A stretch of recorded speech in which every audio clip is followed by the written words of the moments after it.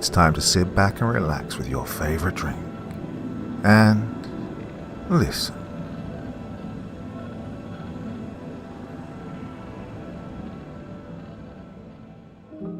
Good evening, my midnight wanderers, and welcome to the Season of Shadows.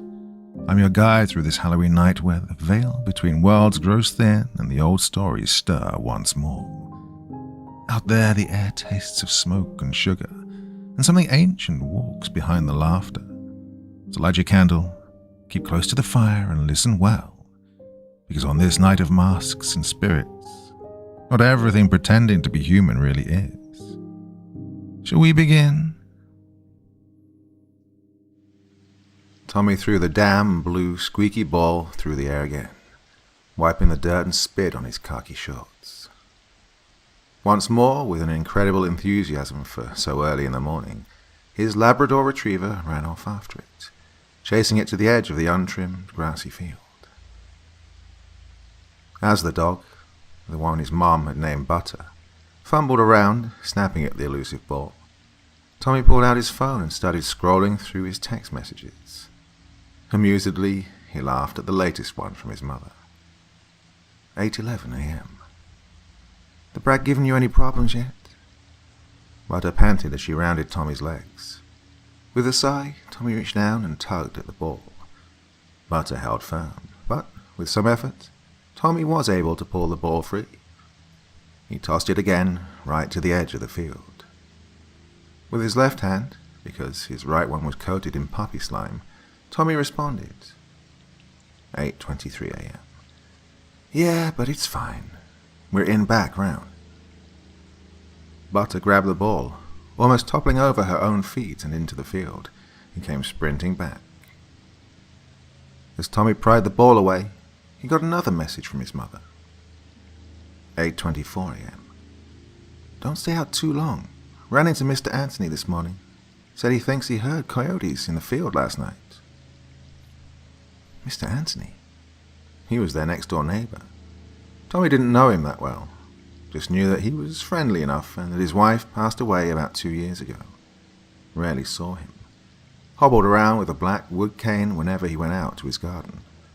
Long, white Santa Claus beard.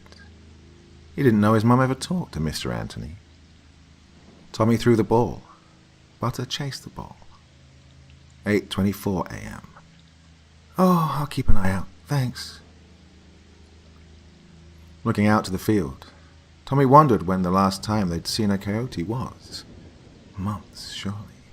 Before that, maybe years. They weren't common. Plus, it wasn't like they were wolves or anything really threatening. Coyotes were small, smaller than Butter, surely, and she was still a puppy. Tommy wasn't worried at all. Butter gave Tommy the ball rather easily this time, dropping it on the ground. She nudged it playfully closer with her snout. She let her tongue dangle as she panted. She sat like a good dog. A good, patient dog, waiting for Tommy to play fetch. One more throw? Tommy asked. Butter jumped up, lunging for the ball, leaving muddy footprints all over Tommy's pants. Get down, he ordered bitterly. Go get it. Launching the ball, he realized he'd overdone it. The ball flew further than before, and it landed about 10 feet inside the field. Oh, shit, he murmured as Butter took off, diving headfirst into the long grass. He disappeared after the ball. Confident that Butter would not only find the ball but also return, and hoping to keep his involvement at a minimum, Tommy focused back on his phone. As he scrolled through videos, hoping to find something good to watch, he saw Butter jump out of the field, her head raised confidently. She was carrying something. Good. The last thing Tommy wanted was to get some ticks searching for the dog's damn squeaky blue ball. Without looking at the dog, Tommy lowered his hand and told Butter to give it.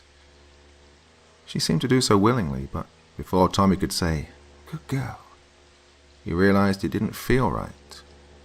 Tommy looked down at the object she'd brought him. It wasn't the damn squeaky blue ball. It was a stick. No, not a stick. A cane. A black wood cane. "Mr. Anthony," Tommy murmured, kneeling down beside a panting butter to examine the find. "How in the—" He noticed the teeth marks before he could finish his sentence, but they weren't butters. The entire cane was covered in deep, savage bite marks. Did the coyotes... His thoughts trailed off as Butter started to growl. She faced the field. Tommy looked up, clutching the stick close. Something moved, rustling the long blades of grass. It was heading right for them. Racing, sprinting, bounding and growling. Butter started to bark as the thing broke free of the long grass. It was much bigger than a coyote, almost like a bear more than anything else. Long black fur fell around its muscular frame. Long talon-like claws raked the ground. Tommy stumbled over Butter, knocking them both to the ground. Whereas Butter was able to quickly recover and bolt towards the house, Tommy was not. Tommy was left, staring down the creature's broad nose as it slowed to a halt. Almost atop him, the creature took deep, pounding breaths as it seemed to size him up. Tommy, slowly backing off, noticed that the creature held something between its massive jaws. It was Mr. Anthony, lifeless and pale. The creature proceeded to drop the corpse at Tommy's feet, freeing its massive fangs. Tommy was sure they were meant for him. Positive. This was it. This was the end. He cowered and waited for pain and death. Yet, it didn't come. The monstrous beast simply panted, with its blood-smeared tongue dangling from its mouth. It sat right behind Mr. Anthony's corpse. Tommy was unsure of what to do, of what it wanted, until it leaned forward and, ever so gently, nudged on the corpse with its oversized snout.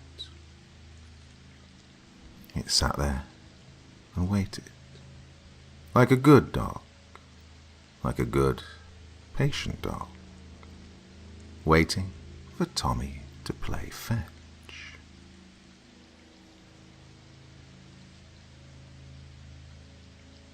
There was no exit that she could find, only more endless corridors of repeating reflections.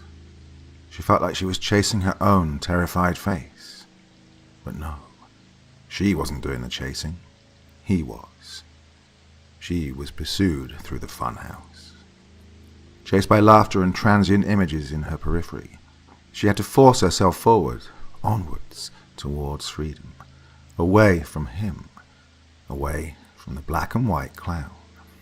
Her right hand smeared sweat and oil across the mirrors as she dragged it along. It was a trick her mother had taught her back when she was a child. "You can get out of any maze in the world," she had told her, "if you just put your right hand on the wall and follow it out." His image, the clown's face, kept appearing on the glass, darting around her from places unseen. She knew he was close, for she heard his laughter, and she heard his footsteps, but she couldn't be sure where. Sometimes it seemed like he was right in front of her, so real, so close. Black diamond eyes and a ragged, colorless suit, tattered collar and wiry black hair, razor blades embedded in his fingertips, an ashen smile scorched across his face. But he was never actually there. He was close, but such was the madness that was the funhouse. She couldn't be certain what was real and what was mirage. Each mirror was pristine, like crystal. Every image held weight and malice. Each one felt real. "Where are you?" she mumbled through exhausted lips, her head turning and twisting as she fell through corridors and corners, hollering in spite at his mockingly curled lips. "Where are you?" The exit must have been close, surely. She felt like she'd been wandering for hours, and she'd started to pass areas she knew she'd already been. She could trace her smeared handprints across the mirrored walls. Finally, there was a long corridor before her, the longest straight shot yet, the only place she hadn't yet tried. Finding her last, desperate reserves of energy, she bolted down the path. But as she reached its end, she realized that there was nowhere left to go. Her hand fell into a corner, and she traced the solid black wall to the other corner, and she finally rested. Not because she wanted to, but because she'd run out of places to go. Her only option was to turn back. Back towards the approaching laughter, towards the clown with the razor fingers. She pounded against the glass with her palms at first. She begged to God, to anyone, for a way out, for help. Then her begging, curdled by fear, became rage. Primal rage as the footsteps seemed set around the corner. It was her and the clown. She looked back the way she'd come. It was just one long hallway. No way in but one. No way out but dead ahead. It was a straight shot. Just her and him. Just life and death. Twisting her torso, she yelled as her fist met one of the glass panels on her left. The glass screamed, and bloody shards fell onto the floor. Smearing her fresh blood across the pieces, she found the largest and most intimidating blade the shattering had made, and she gripped it so tightly that the edges easily split her skin. One way out. Her versus him. Fight or flight, and she'd made her decision. She wouldn't go down without a fight. The clown was coming. He was rounding the corner, sprinting through the funhouse like the madman he was. His laughter echoed down on her, falling around her from seemingly every direction. And she thought she was ready. Immediately he came, his reflection shot across the dozens of mirrors that spanned the hall, his smile glistening across dozens of faces. But he only appeared on the mirrors. No one had rounded the corner. In the reflections, the clown stood with shoulders squared and predatory arms held at his sides, like it was staring her down. But no one stood at the end of the hall. She wondered if he could have been standing around the corner, waiting for her to come to him instead of the other way round. But his reflection overtook hers on every mirror, as if he stood between her and every panel in the entire hall. Something was off. "Come on," she screamed, her weapon poised and ready. "I'm right here. Show yourself." The laughing, that seemed like it was coming from everywhere, stopped. The smiling reflections gazed at her, and then, seemingly, they gazed past her, as a tapping sound came from the glass behind her. Turning her head, and only her head, she noticed that the clown was reflected behind her as well, on the entire dead-end wall. It was like he stood right there, but that couldn't be. She'd touched those mirrors herself. The smear of her hand still sat across the clown's grinning lips. But that's when she realized that the tapping had come from the mirror itself. The clown reflection before her was waving at her. It was the only reflection that did so. Around her, all the images started to tap and knock against the glass, each one moving independently of the others. They chuckled. They mocked her from inside the mirrors. And then the clown's smiles all faded in unison. Their faces, their cheeks started to tremble as a carnivorous hunger burned behind their eyes. It started with the one that had been waving. He raised his hand and placed the razor blade embedded inside his index finger on the panel of the glass, and then he started to carve downwards. The screeching of dissected glass filled the funhouse as all the reflections followed the lead at their own pace, cutting their mirrors in two from the inside out. She felt angry, boiling tears fill her eyes, causing her to only grip that large shard tighter in her hands. The mirrors around her started to crack as the clowns started to push on them from the inside out. They were pushing their way out from inside, birthing themselves into the world like snakes from their eggs. As their arms and faces stretched out from the mirrors, she bent over and picked up a second shard of glass. With a deep breath in and a long, hissing breath out, she calmed herself.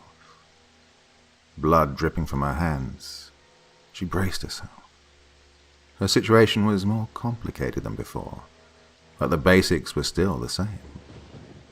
There was one hall, one way out. And she wouldn't go down without a fight.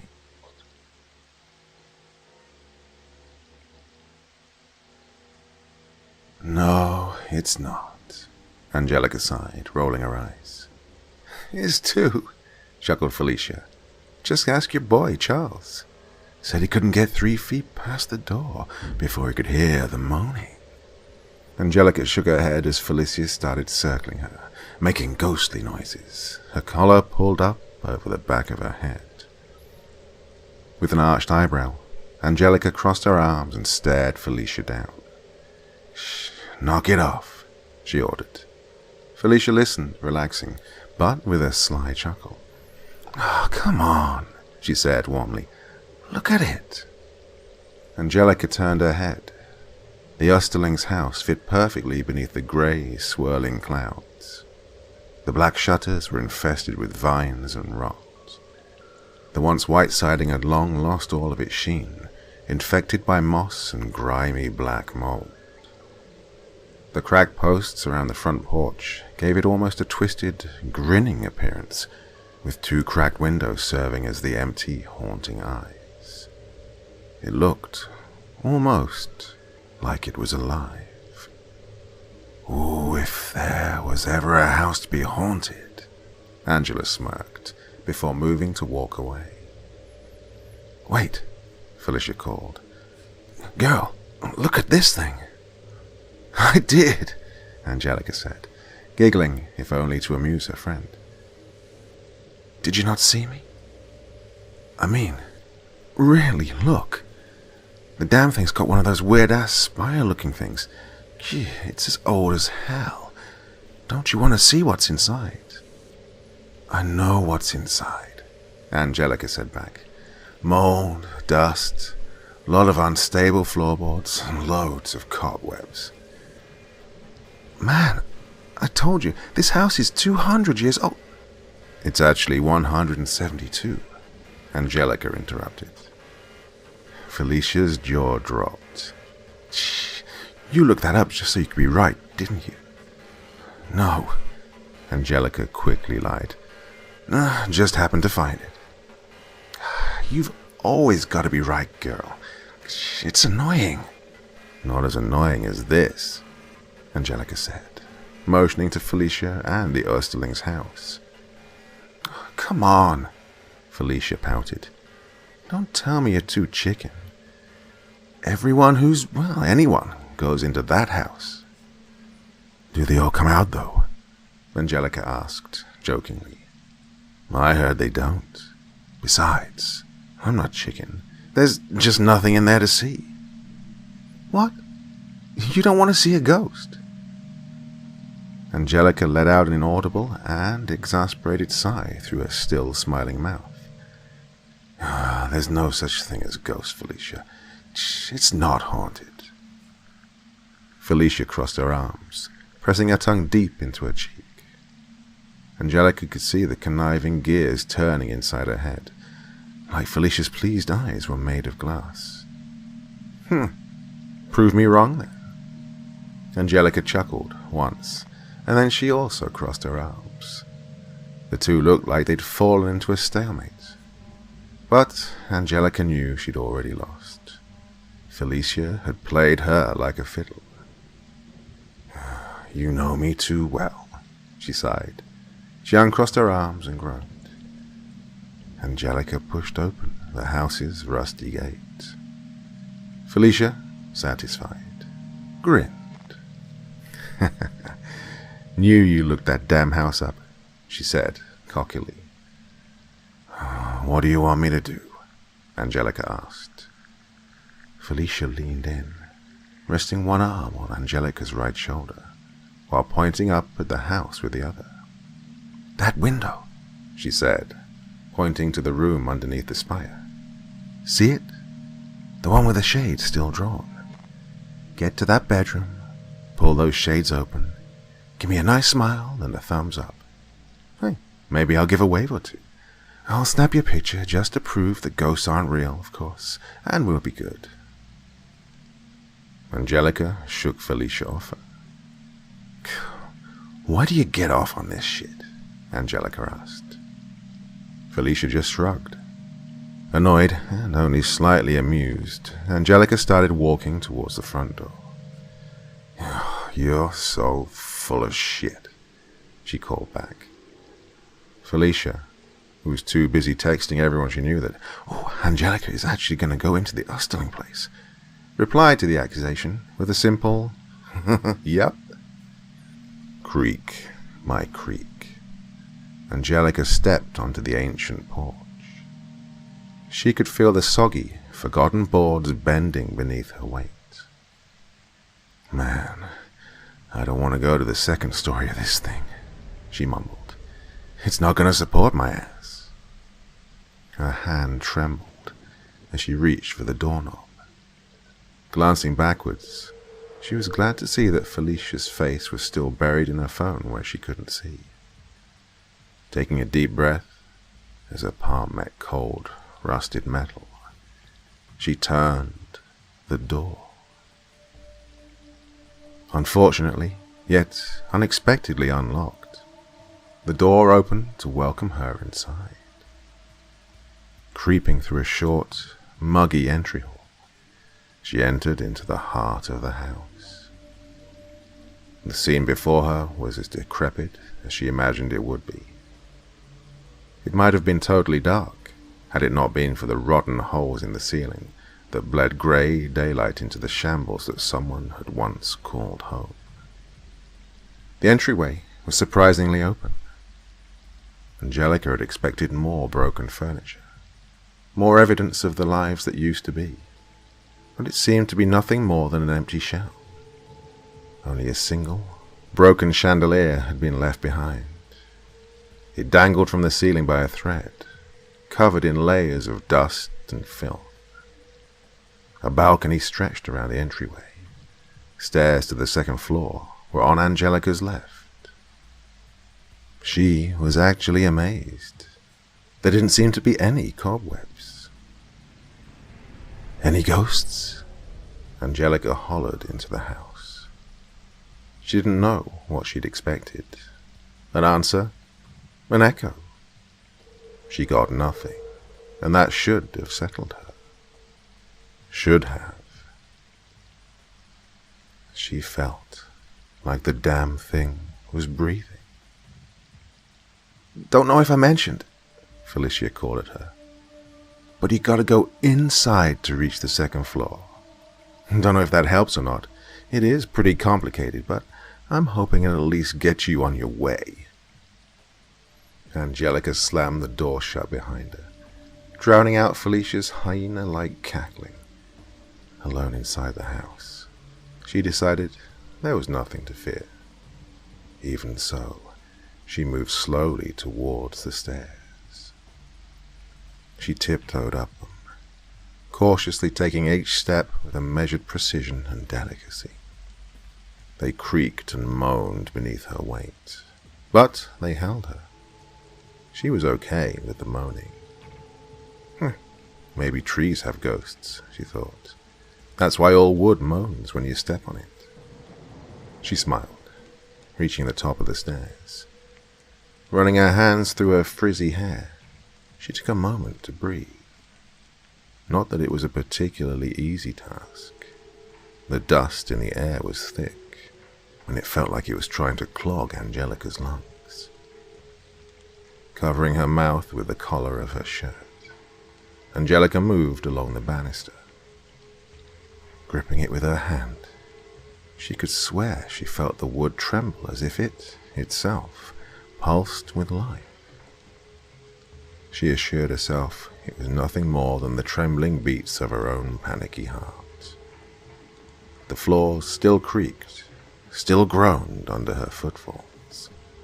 The room she needed was just up ahead, up in the shadows. But above the creaking floors, Angelica started to realize something else.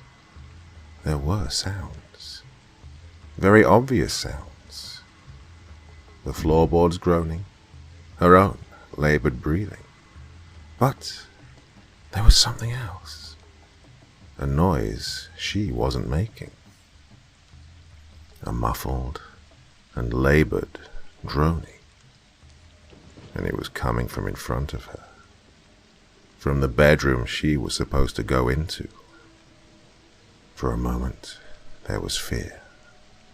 Fear always came first. Fear needed no thought to exist, no rationality, no understanding. And so first, there was fear. There was a ghost. And then came anger. Could Felicia be tricking her? Could this all have been set up? They were friends. They pranked each other. But this was all new kinds of low. That anger drove Angelica to the closed bedroom door.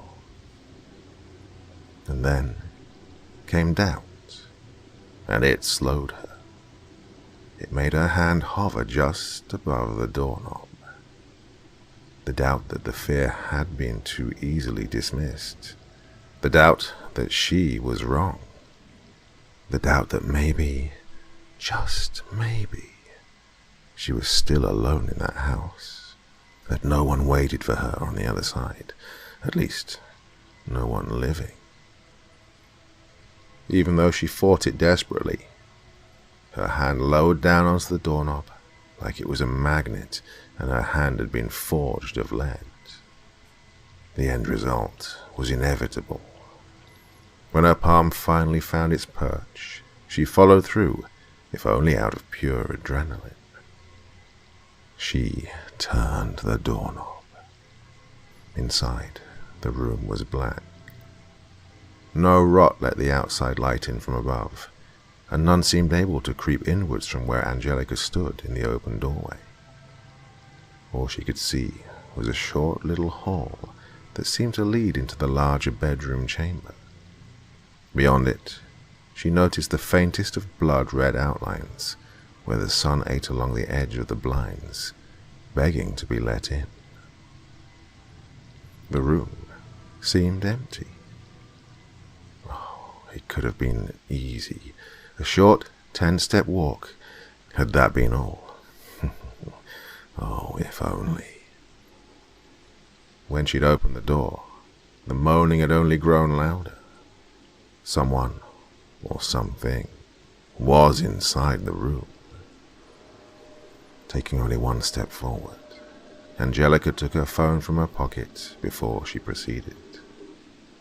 Lighting the flashlight app, she scanned the light across the ground as she continued forward. She saw what she was very quick to hear.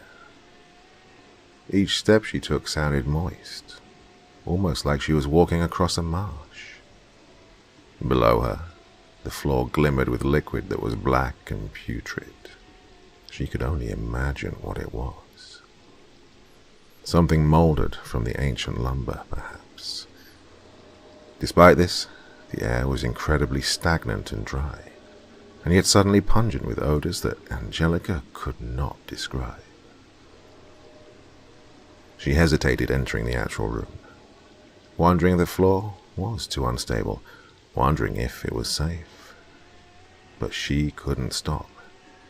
Not now she was so close. Not when she had no idea what was making that awful, growing sound. Oh, the moaning, the tormented groaning, coming from just up ahead. Her feet nearly sticking to the floor in the awful liquid, she trudged forward, entering the main body of the large bedroom. She shone her light around, forgetting about the window, forgetting about her goal for just long enough. Just long enough, perhaps, to see the impossible. There was nothing there. The floor, although wet and decaying, was barren. There was no furniture, no closets for anyone to hide inside. Nothing present to make any kind of moaning. In fact, the moaning had seemed to stop once she'd entered the chamber. Angelica began to wonder if it had ever even been real. Giving her entire body a good, cleansing shake, Angelica reached over and pulled the blinds open on the window. Sunlight flooded the room. She stuck her tongue out and flipped the bird as a wildly ecstatic Felicia jumped around and took her picture. "You did it! I can't believe it! You crazy bitch! I can't believe you actually did it!" Angelica, sticking her tongue out in disgust at how much dust had settled there, pried the window open to shout back. "No ghosts up here, bitch. You're doing it next." "No way," Felicia said. "I'm not that dumb, unlike some people I know." "Screw you," Angelica murmured, slamming the window shut. Moving for the door, she looked down at her phone to quickly check her messages. Make people think I'm chicken, Angelica asked herself. Make them think I'm wrong? I don't think so. I mean, could you even imagine? She stopped mid-sentence. There was a zipping sound behind her, and the sunlight disappeared from the room. Aiming her flashlight at the window, Angelica was shocked to see that the blinds had fallen on their own, once more blocking the window. Before she could even mutter to herself, "What the?" she heard the moaning once more. Just in time, she turned to see the door slam shut in front of her, trapping her inside the room. Frozen, she could only move her eyes, and they wandered. They wandered from the door to the soaking wet floor, and from the floor they moved up. Following the light, they wandered up the side of the wall and across the ceiling. Angelica couldn't breathe. She couldn't scream. There, stuck to the walls, were dozens of decaying, digesting bodies. They were trapped, sucked inside grotesque, pulsating masses of red flesh. Most had been reduced to nothing but grey, petrified bones, with pulsating tendrils linking them to the mounds of encompassing tissue. It was feeding off of them, stripping them bare. Most had been fairly well digested, but some were fresher, some still bled. Particularly one body, stuck right on the wall next to the short entryway. He still had plenty of skin. He still had a fresh face. Claws, or perhaps teeth, protruded from the wall around his body, rippling along his entire height, digging into him in slow, coursing intervals. Covering the man's mouth, there was a mask of almost clear, mucus-like tissue, enough to prevent the still living, still breathing teenager from doing anything. Well, anything other than moan. And that was what it wanted. That's why the teeth stabbed him over and over again, to get him to moan. Angelica gasped as all the teeth plunged into the teen's flesh, and he let out a final, choked scream of pain. The boy had been bait, and with the door shut, the trap had been sprung. Angelica tried to get back to the window, but it was no use. Her feet had been glued fast to the floor. She tried to call Felicia, but shapes quickly swarmed her from the sides of the wall, surrounding her in a warm, pulsating mass. Angelica had been right. The Oesterling place wasn't haunted. But it was worse. Much, much worse. The Oesterling's house wasn't haunted. The Oesterling's house was alive. Very alive and very hungry.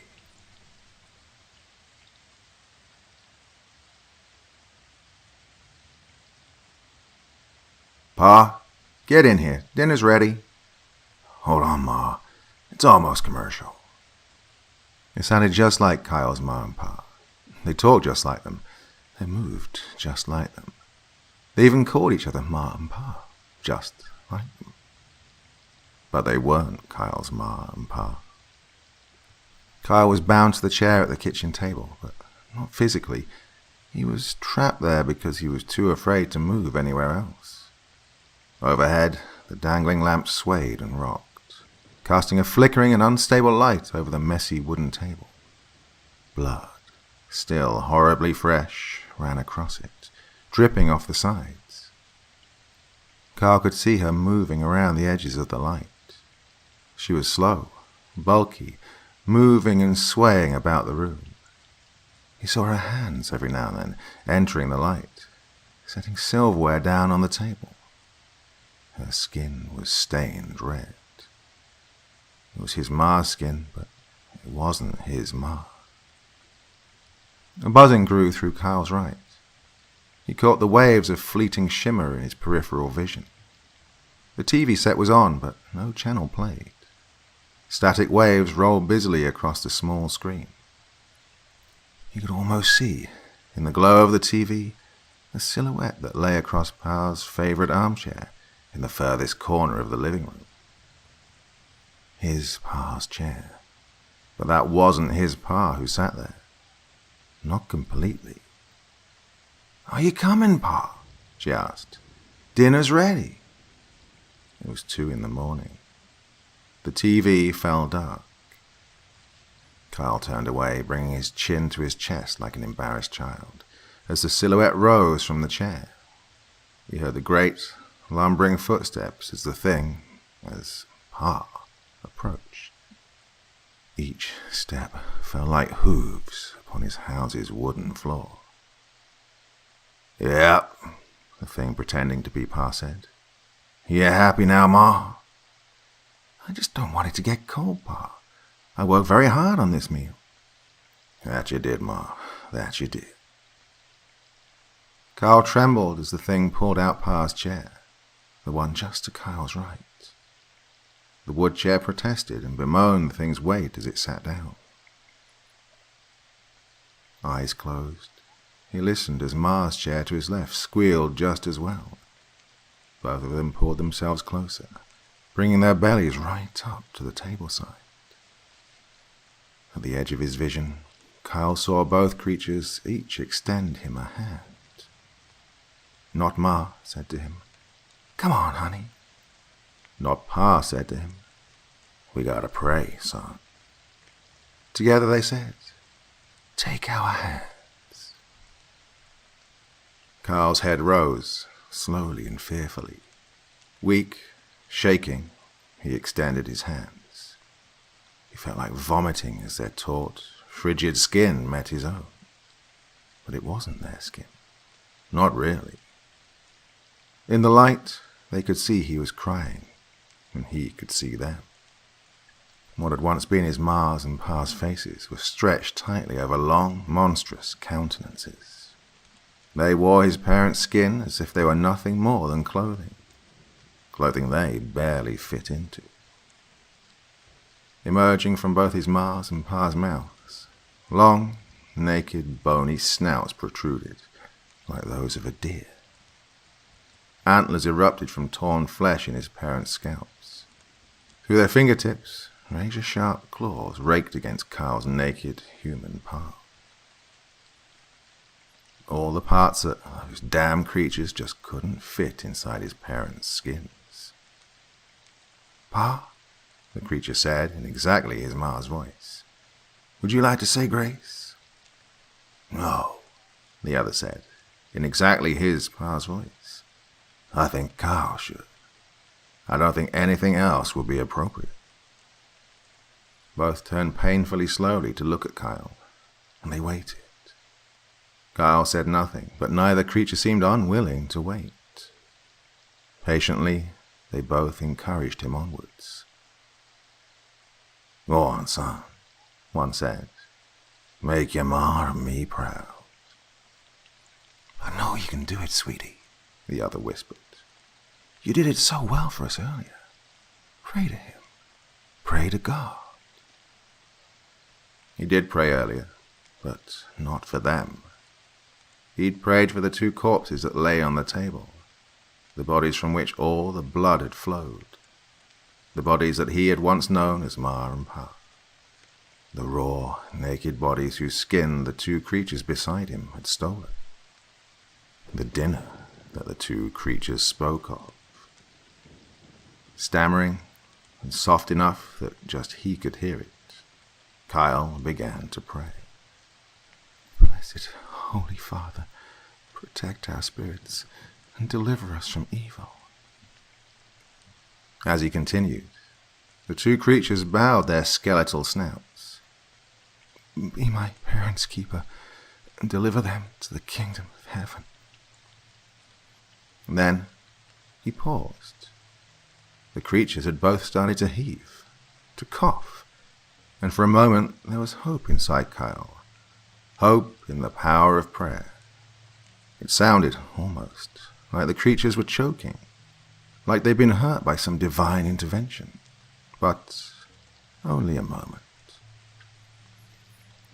Soon, as their noises grew, and their heads raised, Kyle understood. They hadn't been harmed. The dry, heaving noise they made with wide-open jaws was nothing more than laughter. Sick, evil laughter.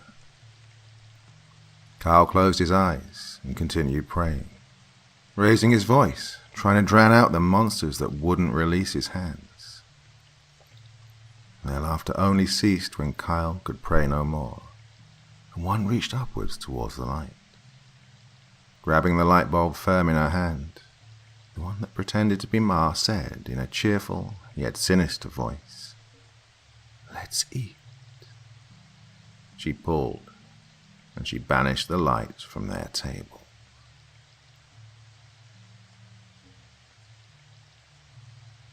"We shouldn't go," Jesse Waller had said before the three of them set off that morn. "Them's butcher's woods." Now, Jesse Waller lay dead on the ground, nearly a mile into the butcher's woods. Gazing out from the abandoned shack, Tony Boone could clearly see him. He lay not 10 feet from the front door, blood running from his gashed neck. He was only 10 feet from safety. It stood right above him. The butcher. It was everything their grandparents had warned them about when they were kids. But now it was more than just fanciful, terrible stories. Now it was real. Something palpable. Now it had just murdered one of Tony's oldest friends. The beast was an ill shade of white, with taut skin that was thin enough to almost be translucent. It hovered above Jesse's body almost like a wolf, leaning forward to bring its lengthy snout just inches away from Jesse's lifeless eyes. The butcher had no eyes, and no eyes could be seen at all on its face. The only orifice visible was a small, human-like mouth at the end of its horse-like snout. That mouth opened, and a black tongue emerged from between its very human teeth. It licked the blood from Jesse's throat with a wide smile. Feeling like he wanted to scream, Tony turned from the window and slid down the shack's mossy wall. He shook as his mouth gaped, struggling to breathe. Silent tears warmed his cheek. Hearing the creature snort, he turned his gaze back outside. He'd been so shocked, seeing Jesse murdered right in front of him, He'd almost forgotten what the creature still held beneath its front arms. The third member of their party, the man who was still alive, Bill Dixon. One of its mighty, clawed hands clamped shut around his face so he couldn't scream. Beneath the butcher's weight, the scrawny man could only do so much. Tony could only watch as the young man's hands flailed in short, spastic attacks that failed to accomplish anything. He couldn't even faze the large beast. He was completely at the butcher's mercy. And Tony knew, from those old stories his grandpapa used to tell him by the fireplace, what happens next. He could see it on the creature's back. All along the creature's backbone and sides sprouted about a dozen terrible spines, each one probably as large as an elephant's tusk, looking like it had been carved out of bone and sharpened to a razor's edge. A few were broken, snapped at the base. They splintered like logs. Bloodstains stretched across the handful that were intact, but on a few of them, they still carried more than bloodstains. Two of the spikes still held flesh. Dangling from them, the remains of the last two unfortunate individuals to cross the butcher's path. "There's a reason it's called the butcher," Tony mouthed in fear. "Because it saves its meat on hooks for later."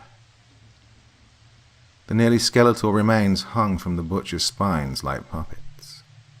What little sinews and cloth remained were all that held the two together, and Tony could see where tooth and claw had stripped and pulled bare the flesh off what had once been two men. In a moment that made Tony's eyes widen, a realization cruelly barged into his racing mind. It came to Tony when the beast had reared itself up like a bear, with Jessie in one hand and a still struggling clasped Bill in the other. Tony realized what was about to happen. When it did happen, Tony had to gag himself with his own muddy hand to keep his screams in check. It started with Jessie, since he struggled the least. Holding him in its right hand, the creature contorted its joints to bring Jessie to rest on a spine that protruded right behind the beast's near-visible ribs on the side closest to the shack. Tony winced as the spine entered Jessie's corpse with a sickening crunch. The creature released, allowing Jessie's body to settle onto the slightly upwards tilted spike. Jessie's head dangled and swayed, his matted brown hair covering his face. But then, Tony started to shake his head and back away from the window when the creature placed both of its evil hands on Bill's shoulders. "No!" Bill shouted, his mouth finally free and his voice cracking. "No! Don't you do it! Please! Don't you do... Help! Help! Anyone, please! Help!"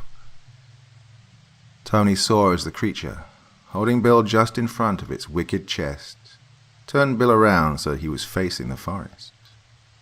Tony saw as the creature started bringing its arms in slowly, pulling Bill towards its chest. Tony saw the one jagged-edged spine that protruded right from the creature's sternum. It was cruel how slowly it happened, and Tony knew that the butcher intended it to be so. As Bill screamed, Tony couldn't help but watch as the creature drove the spine through his best friend's torso. The screams, the wails, were unimaginable. Tony could taste blood in his mouth as his aching teeth sunk into his own numb flesh. He wanted to do something, anything, but what? There had been 3 of them once. Now it was just him. And the butcher knew that too. Tony had no time to mourn, to weep, for the creature allotted no time for grieving. It had 2 of the 3 transgressors, and now it needed the 3rd.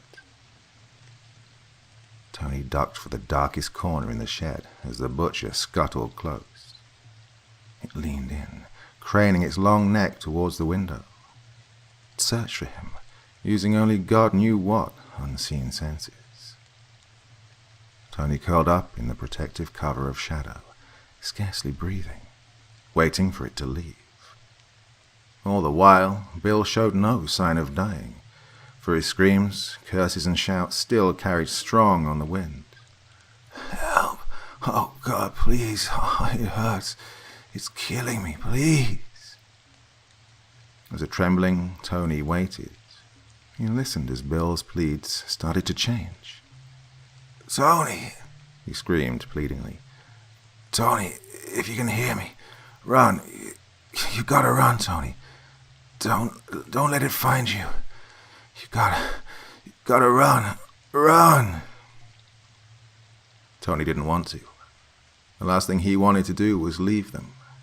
Jesse deserved better. He deserved to be buried at home, where his family could see him.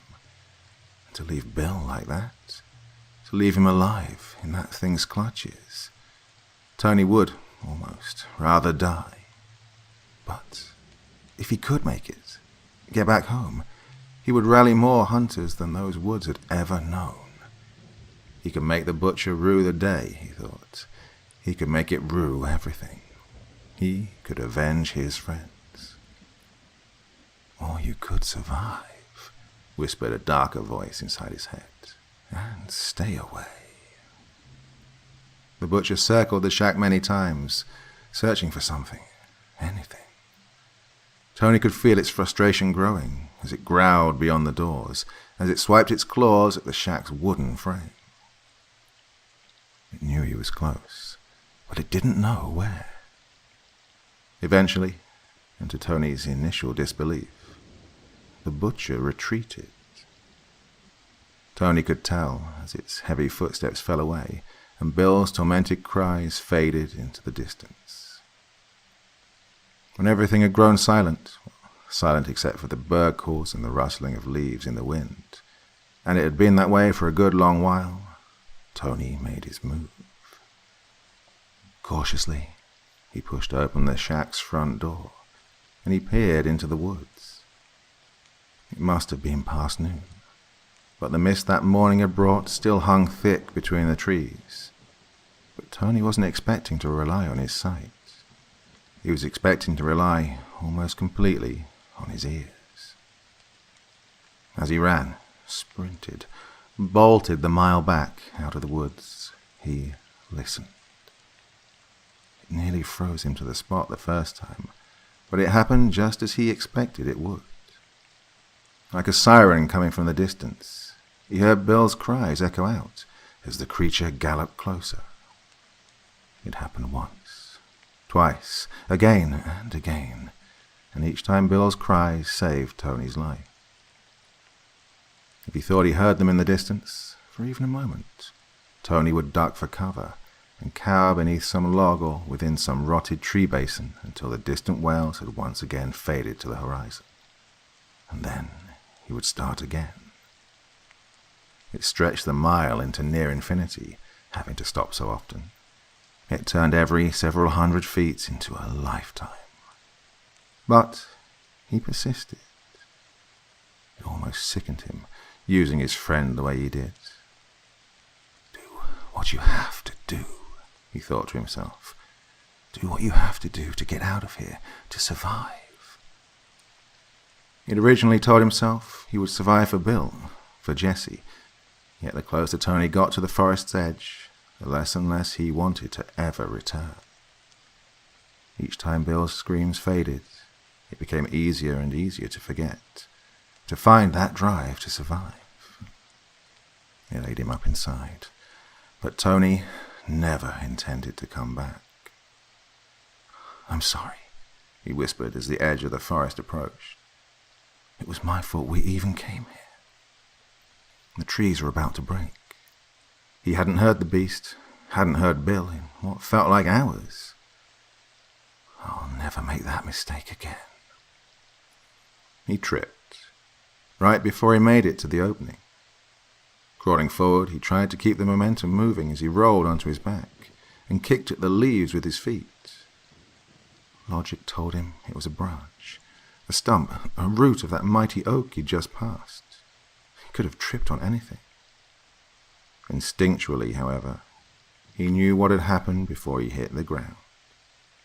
He looked at that broad oak, and to its shadow. That's where it stood, on its hind legs, heaving mighty, warm breaths. Crouched ever so slightly forward, it held its hands on Bill's wriggling form.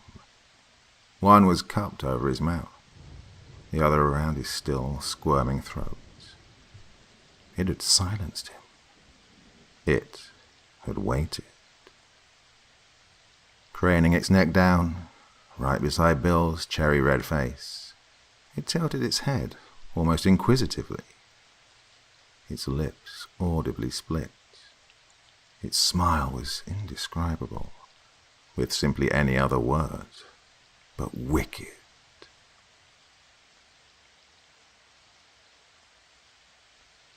The cavern opened up just ahead, and the poor damn soul crawled his way into the freeing space.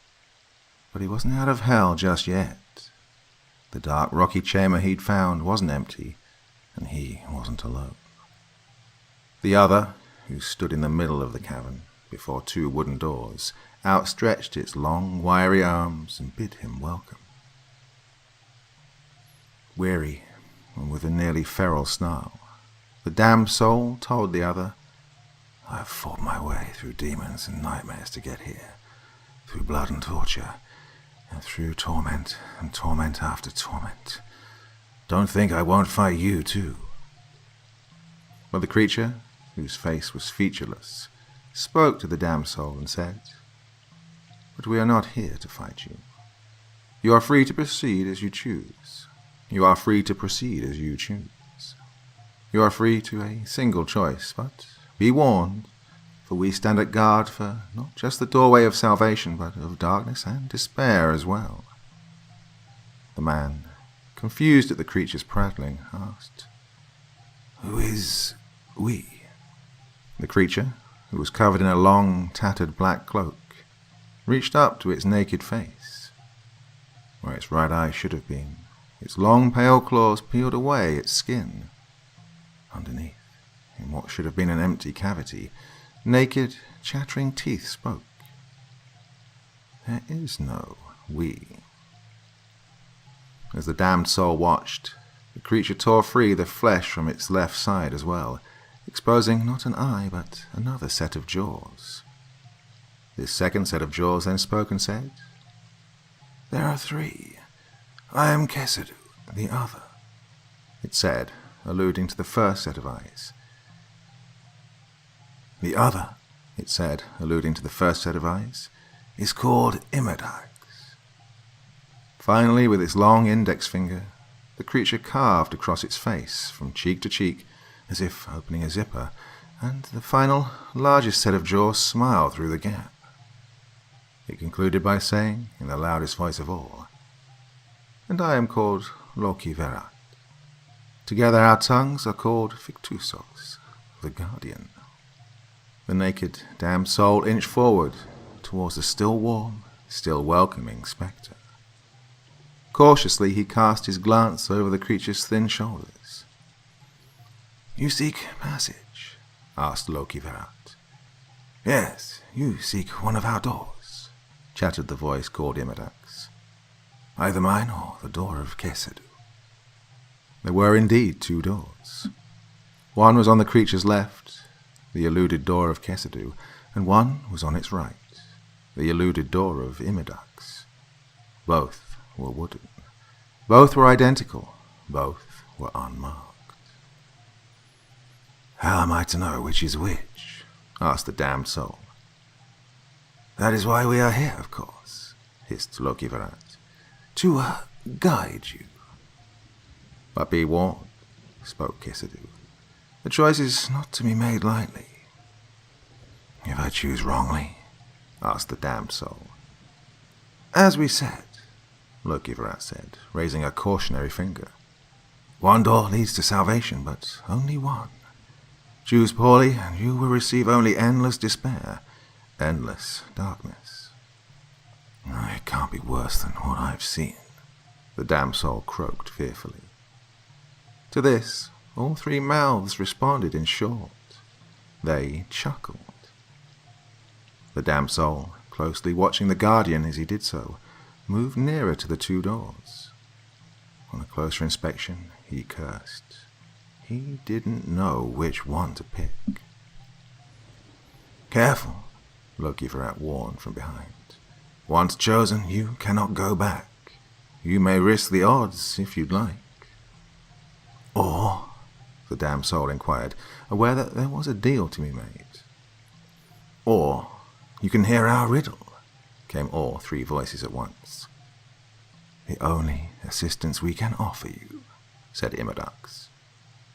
The desperate, damned soul decided that it was the only way. He had come much too far and sacrificed too much to let this stop him. He came before the Guardian, and before the Guardian's 3 tongues, Imadax, Kesidu, and Lokivarat. He stood before them and asked of them what riddle they had planned for him.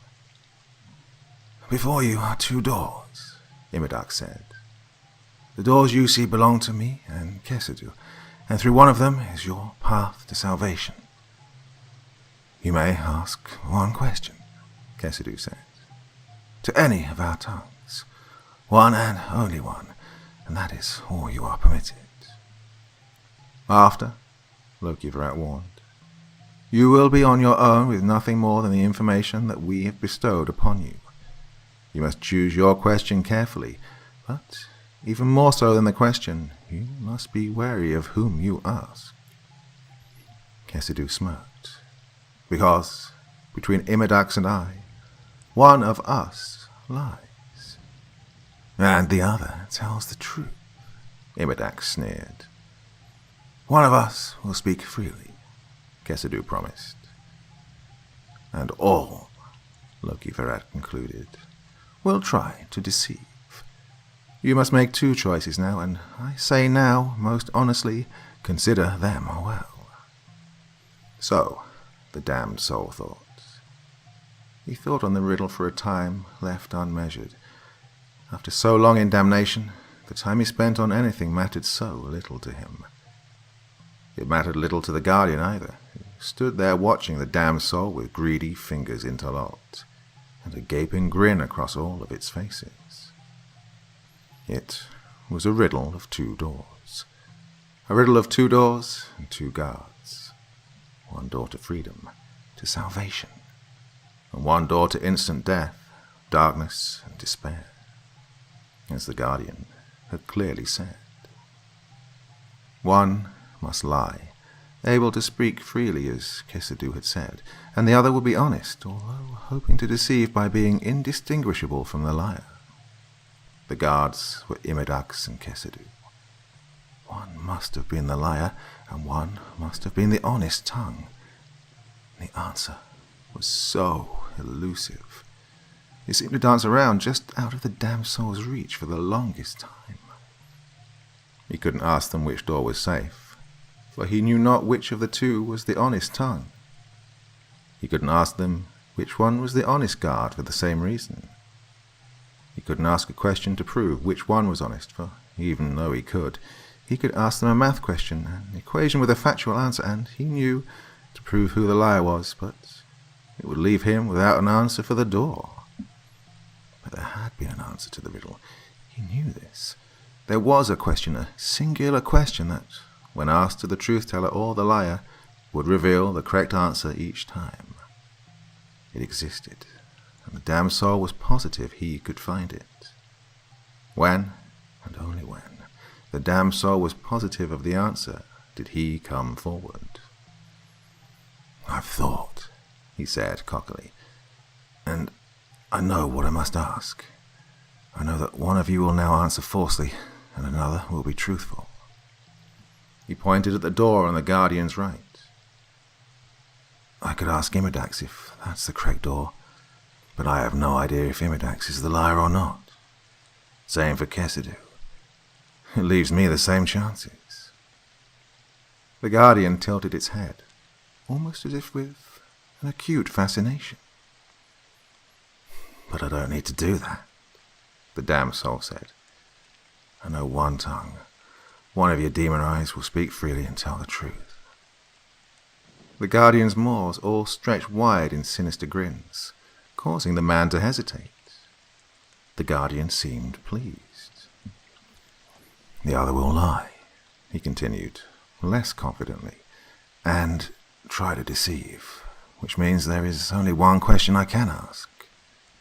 There's only one question that, when asked, either the honest or the dishonest guard will reveal, in both scenarios, the false door. Because one will be honest and one must lie. One will be honest about the liar, and one will lie about who is honest." The damned soul smirked. "I've heard this riddle before." The damned soul pointed up, right at Imidax, and he asked his question. "Which door will Kesetu tell me to pick?" Imidax, guard of the left door, opened his mouth, ready to speak, and then, hesitantly, it said, "He would tell you to take the door on your right." The damned soul, for the first time in a long while, laughed. He laughed and laughed, for he knew he had won. "So," he said, "the door on the left is the one. It's your door, Imidax, because the liar would tell me to take the right door, and the honest of you would tell me what the liar would say. Either way, you both have given me the false answer. Am I right? Did I solve your damn riddle?" The guardian did not answer. The damned soul knew why. His question had been spent. The only response it could offer was silence. All the smiles had faded from its face, granting it an entirely passive and impartial visage. The guardian rotated in place, following as if with unseen eyes as the damned soul crossed the room. Past the creature, the damned soul put his hand on the left door. For a moment, he wondered what it would be like on the other side. He asked himself what he would do first. Run, roll in the grass, swim in the ocean, lie beneath the stars. He wondered how much had changed as he pushed the door open, stepped through, and allowed it to shut behind him. From the moment it shut, the smiles fractured back onto the guardian's face. All three mouths chuckled, for they knew the truth. The damned soul hadn't been terribly foolish, but he had failed to truly listen. In that failure to truly listen, the damned soul had made two fatal assumptions. His first assumption, the assumption that their game started when he asked his question. A failure to recognize that it had started from the moment the damned soul entered that chamber. The failure to realize that, from the very beginning, all three tongues had been in character. And that assumption allowed the second to take hold, not by accident, but by design. His second assumption, the assumption that only two of the voices had mattered. The assumption that Loki Varat was inconsequential. For one mouth will speak the truth, said Loki Varat, truthfully. One will speak freely, Kesetu said, as it wished. None will lie, said Imidax, falsely. And all, said the guardian in unison, stepping forward, revealing the third and final door that had been hidden beneath its cloak, will try to deceive.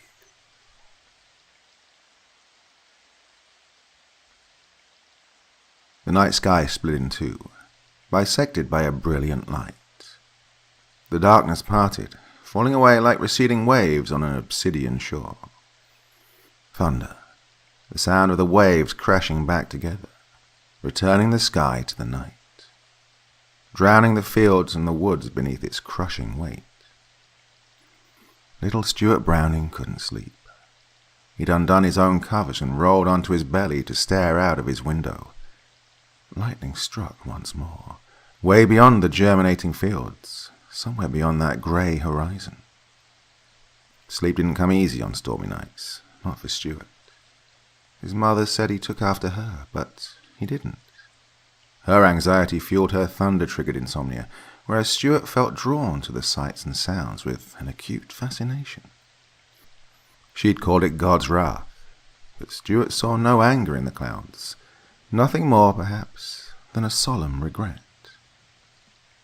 Eyes wide, and with no want of sleep, Stuart watched. Each bolt, each lash restored a life to the earth, to her skies. It uncovered the fields stretching for acres on the horizon, his own empty backyard, and the creek that separated the two. There were the woods to his right, standing tall and imposingly over the young fields. A single playset, where a swing gently swayed, as if the wind pushed on an invisible jockey. The rainless storm persisted. A flash of light, and then a booming thunder. Flash of light, booming thunder. Flash of light, flash of light, flash of light. Stuart cautiously rose to his knees, edging himself closer to the window. His palm met the glass's icy face. He waited. Flash of light. Wrong. It was all wrong. The thunder had gone. He couldn't hear anything anymore. Rubbing his eyes, scratching his ears, nothing changed. Flash of light. Stuart wondered if he'd fallen asleep. No, he would know. If he was asleep, it wouldn't feel right. Everything would be off, not just the lightning. He wouldn't feel the soft cushioning of his bed beneath his knees, the sharp kiss of the chilly moisture on the window pane. If it were all a dream, he could wake up. He couldn't wake up from this. Flash of light. Questioning his own ears, he snapped, and he heard it, crisp and sharp. His snap seemed to echo in the silence, causing him to childishly recoil, as if somehow his snap would have awoken his parents in the middle of a thunderstorm. His ears worked fine, but it didn't change a thing. There was still no thunder. It was like someone had put the storm on mute. He wondered, perhaps, if his window had somehow blocked the sound. Unlocking his window, Stuart pried it open and listened. Whistling wind, echoes of distant rain, another flash of light, but still no thunder. But there was something else. Stuart had been listening, but now he was watching. In the next silent bolt, his eyes were caught by an invisible hook and pulled straight to the fields. Darkness had taken over, covering his vision. He didn't know what he glimpsed. He couldn't recall, but it had made his heart quiver. Slamming his window shut out of instinct, he waited for that next strike. It came, and he frantically searched for something, anything at all unusual, looking for what he'd seen before. His heart didn't settle. It couldn't. So he waited again. This time, he knew he'd found it. The field should have been empty, freshly tilled, freshly planted. Nothing had, as of yet, sprouted.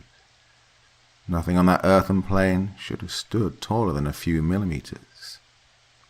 But something did.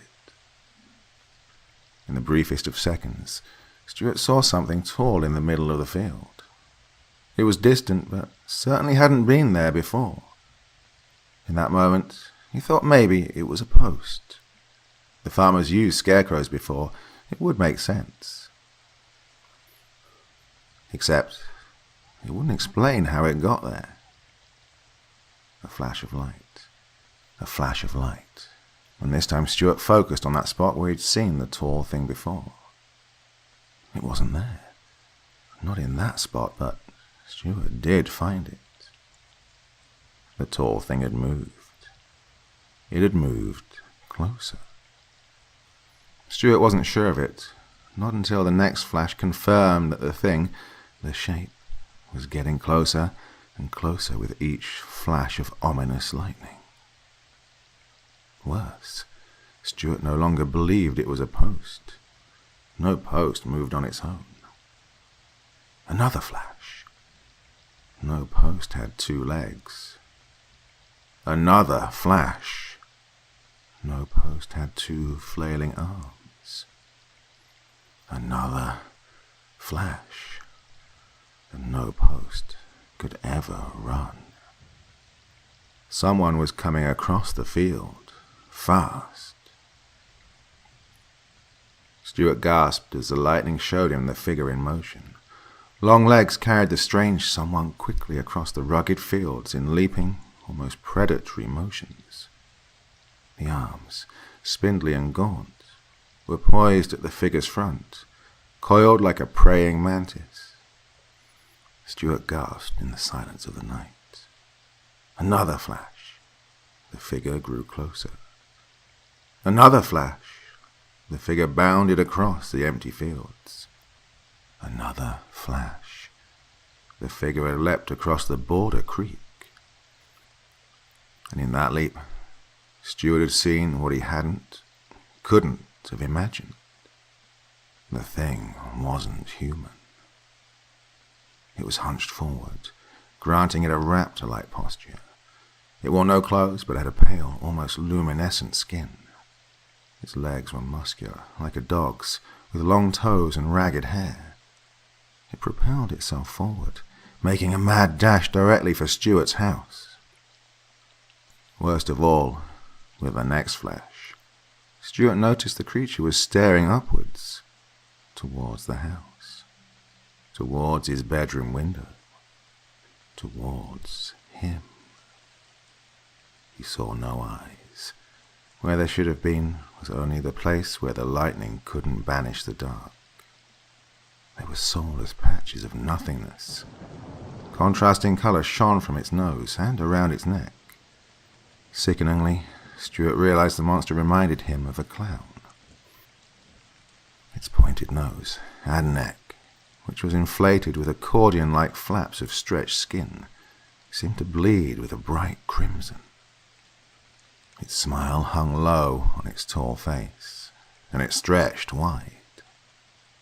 Stuart was paralyzed.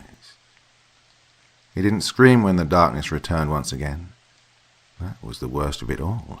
Each and every time the darkness fell, Stuart wanted to pretend that it didn't exist, that it was impossible. But he knew better. He knew that in the darkness, it just kept coming. Lightning showed that it had reached his fence now, perching atop it with a hungry grin. It pounced from its perch just before the light relented, and the returning night seemed to hit Stuart like a freight train. It was in his yard now, slinking towards his house somewhere in the black, towards his back door. He should have screamed, but it felt too wrong, too out of place in the calm, eternal silence. How long would this next stretch of darkness last? Seconds? Minutes? All night? What if the storm had ended? How would he know where the creature had gone? Would the creature leave with the storm? Oh, he could only hope. He could only listen. Leaning forward, and with all the bravery he could muster, little Stuart pried open the window. The wind whispered. Everything was dark. Everything was dark. And then it wasn't. With a shocking, bellowing thunder, lightning struck just once more, right in the Brownings' backyard. It masked Stuart's screams as it shone brightly upon the tortuous face right outside his open window.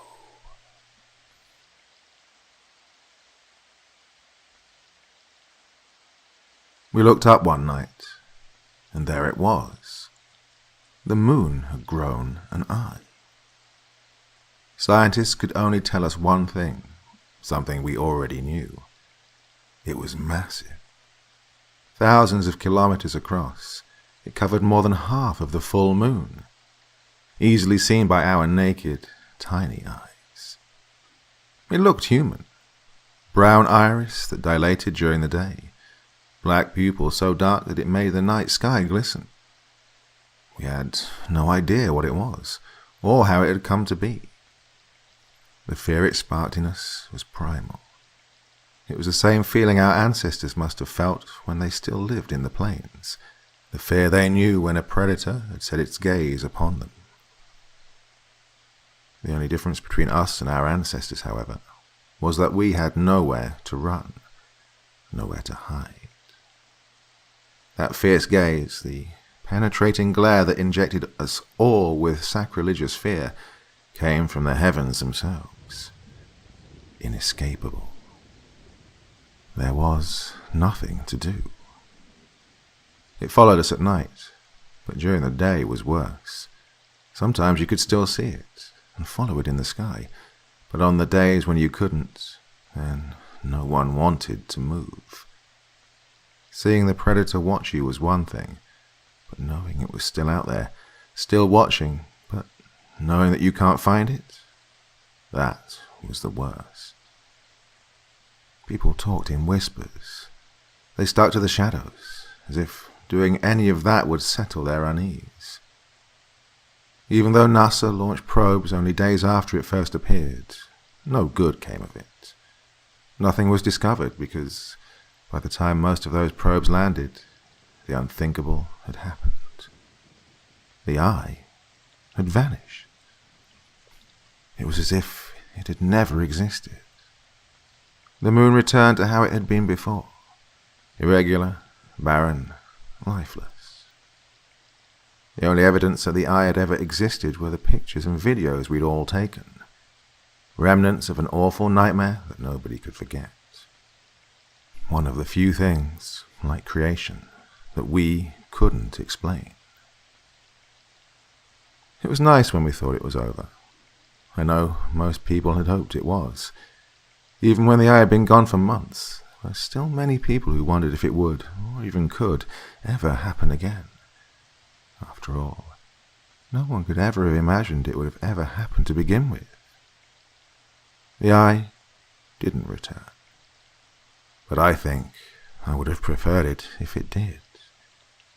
Because now, sitting there in the moonlit sky, a mouth stretches from pole to pole. And it is smiling at us. An empty, dark highway. Heavy eyelids, naked, starless sky. So tired. "Darius," his wife asked. "Darius, honey, are you okay?"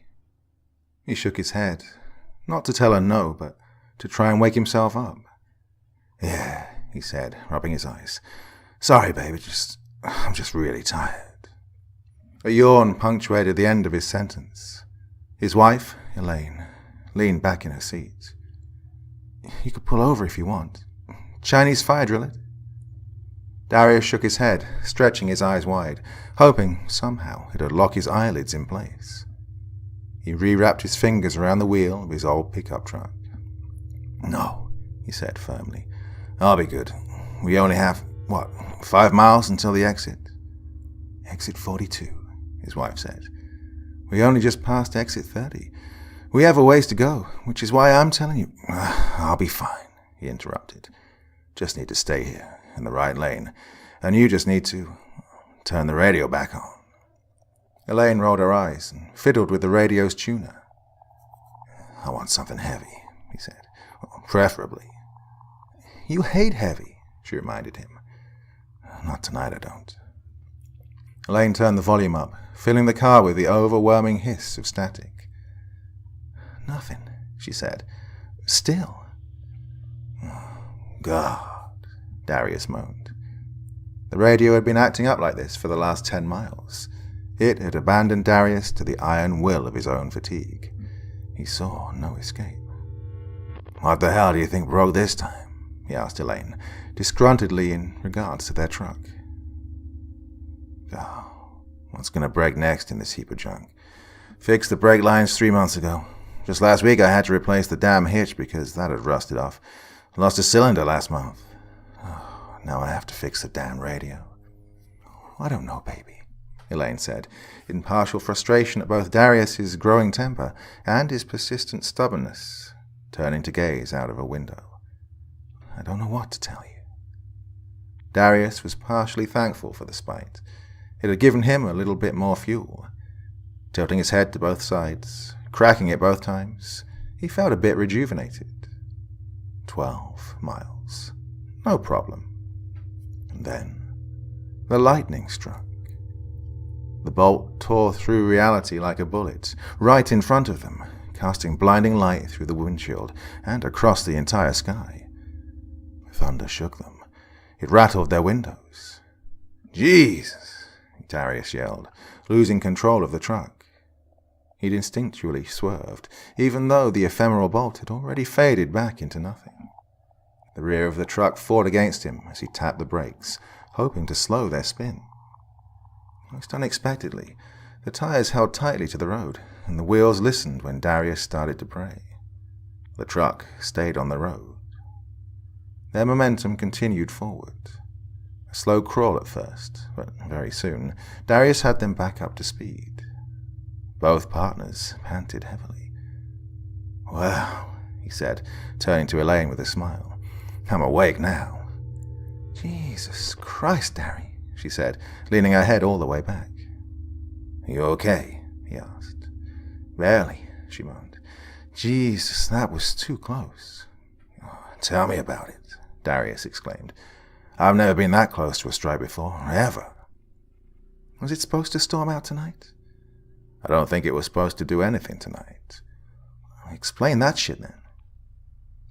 "Heat lightning?" Darius asked. "In October? Besides, heat lightning isn't actually... Do you see that?" Darius's attention returned to the road. He'd been so focused on his wife, so fueled with fresh adrenaline, he hadn't noticed that there was a car ahead of them in the left lane. A big car. There hadn't been one before the bolt. At least, Darius didn't think there was. Was he really that tired? Or had the car ridden the lightning? He jokingly thought. "The car?" Darius asked, a little confused. "Yeah, it's a car. A van, maybe. Those have been known to happen on highways." "No," she said. "I mean, in the headlights." Darius squinted his eyes, unsure of what he was looking for. The air was misty. That was all he noticed. The road seemed really uneven, too. Bumpy, hard on the tires, but that was inconsequential. "What about them?" "You don't see that smoke?" Darius noticed it when she said it. The mist was thick, grey, and even the air smelled of it. Something was charred. "Yeah, something's..." He noticed shadows churning about the other car's taillights, billowing outwards from somewhere in the darkness. "It's charred. I think it's coming from the car, babe." "I think so too," she said. "Look, their headlights are out." And so they were. The car was cruising down a dark highway, nothing to guide the way. There was only a moderate glow from the red taillights, and, concerningly, a red sparking inside the car itself. It seemed to bleed outwards from their rear windshield. "Oh my God," Elaine continued. "You don't think the lightning bolt hit them, do you?" "I don't know," Darius said, trying to remember the car at all. "I didn't see." "Shorted out the lights?" she said. "Do you think they're okay?" "Well, they're still driving," Darius pointed out. "Yeah, but why?" Elaine rebutted. "Why are they still driving if their headlights are out and their car's smoking?" Darius had no answer. The car kept speeding along ahead of them. Darius kept a constant speed, about 5 car lengths behind them. "Oh my God," Elaine said. "Is that a fire in their cab?" She'd noticed the glow too. It seemed to be growing in size and luminance. "Dari, Elaine said, fear in her voice. You need to get us closer. We have to be sure they're all right. They'd pull over if they weren't, Darius responded, not necessarily to Elaine, but more to himself. He was still trying to make sense of the situation. Darius then noticed that the van, still smoking, still without headlights, was following the curvature of the road. Someone was still driving it perfectly. Dari, please, pull up alongside them. Darius nodded, and he gently pushed down on the gas pedal. Still hesitant, he wasn't sure why. As they moved closer and closer to the car, Darius realized it was bigger than he'd imagined. Oh, definitely a van, Darius said, noting that the car was almost as large as their truck. God, you don't think they have kids in... Keep driving, Dari, Elaine ordered, stopping him from saying what she didn't want to hear. Their headlights fell on the rear of the van. My God, Darius said. Does lightning do that? The body of the car looked charred and blackened, like it had been driven through a wildfire. Ashen flakes were moved and peeled by the wind. The smoke was heavy in their sight. The smell was becoming overwhelming and obtrusive. Slowly, trying to match pace, Darius brought the truck creeping up alongside the van. Their lights, highlighting the car's entire body, revealed a work of irregular construction. It looked like it had been pieced together bit by bit. Irregular panels and bits hung from the sides, rusted and scorched parts that looked like they belonged to other cars and machines. There were no windows for the backseat passengers. They, too, were boarded up by sheets of metal. There were no doors. What in the hell? Elaine spoke beneath her breath. Darius wasn't sure what to say. He wasn't sure what he was looking at. More than that, he wasn't sure that the lightning had done this. He didn't know who or what possibly could. Both Elaine and Darius had lost almost all of their sense of concern. It had all been replaced with apprehension, with nervousness, with fear. They reached it, the passenger's side of the van. There was a door there. There was a window. There was a red glow that seemed to hum from inside, pulsating in a rhythm like the beating of a heart. It was a dim glow, and Darius and Elaine peered, uneasily, looking for any sign of life. All they saw were shadows, grim outlines, and, perhaps... I think I see someone inside, Darius said, leaning in. The red pulsating light seemed to explode as the van wailed a monstrous horn. The light shone, bathing the interior of the other car in hideous rays of crimson. The shadows unveiled. Darius and Elaine were left to behold the vehicle's inner working with open mouths and quivering eyes. Inside, there were two people, but just barely. They saw what was left of them. The two sat upright in the driver's and passenger seats, like they normally would, but that was all that was normal. From their faces, embedded in their flesh, ran meters of visible tubing and piping, leading from the area around their mouths to places out of view for Darius and Elaine. Darius could see that the driver's hands looked almost stitched to the wheel, and that metal claws held them there, bolted from the other side. Elaine noticed that the one in the passenger seat, a woman, she thought, was looking at them through a sideways glance. She noticed the eyes were broken, empty, yet when they saw Elaine, just for a moment, they were full of life. The girl arched her neck, as if she was trying to speak, trying to cry out. Her hands, thin and skeletal, slapped against the window, pleadingly, desperately. The silence of the couple was finally broken when Elaine finally found the energy to mutter, "Oh my God." She continued, repeating the phrase over and over and over again, each time growing in volume and desperation. Each time, her eyes watered more and more, and her hands reached up to her scalp, and she started to pull. The car started to fall away behind them, and Darius knew what to do. "Hold on," he said, pressing his foot all the way down on the gas. The car faded behind them into the dark. Only a faint, red glow was still visible as Darius peeled away, pushing the truck as hard as he possibly could. The rough roads bounced them around, and Darius gritted his teeth. "What was that?" Elaine screamed, ending her mantra. "What the fuck was that, Dari? Oh my God, what was it doing to them?" "I don't know, baby," Darius said, his eyes peeled, looking for the next exit. "I don't know." We have to call somebody, anybody," Elaine said, struggling to breathe. "Then do it," Darius barked. "Pull out your phone. 911, now." "Oh, God," Elaine said as she fumbled about her purse. "Oh, God, what was that? Did the lightning—" "The lightning did not do that," Darius said, emotionlessly. "It couldn't have." "It wasn't human," Elaine said, unlocking her phone. "Do you think? Damn." "What?" "There's no signal. None at all." "You're freaking joking, right?" "Does it sound like I'm joking to you? Does it?" "Calm down. They're behind us. Calm down. Calm down." Did somebody do that to them? They had to.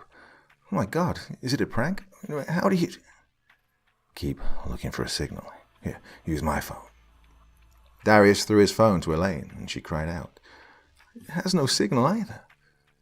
"That's not possible," Darius cried out, pulling the phone away from her to check for himself. Sure enough, she was right. There was no service at all. "First the radio, now the phones," Darius said. "Tonight is just perfect." He hadn't seen a sign for any exits. No sign at all for the last mile, it seemed. "That wasn't human," Elaine said. "That wasn't..." You've said that," Darius said, anger growing, trying to hide his fear. "I know, but how do you explain it?" "There was no car," Elaine said, shaking her head. The lightning came down, and then there was a car.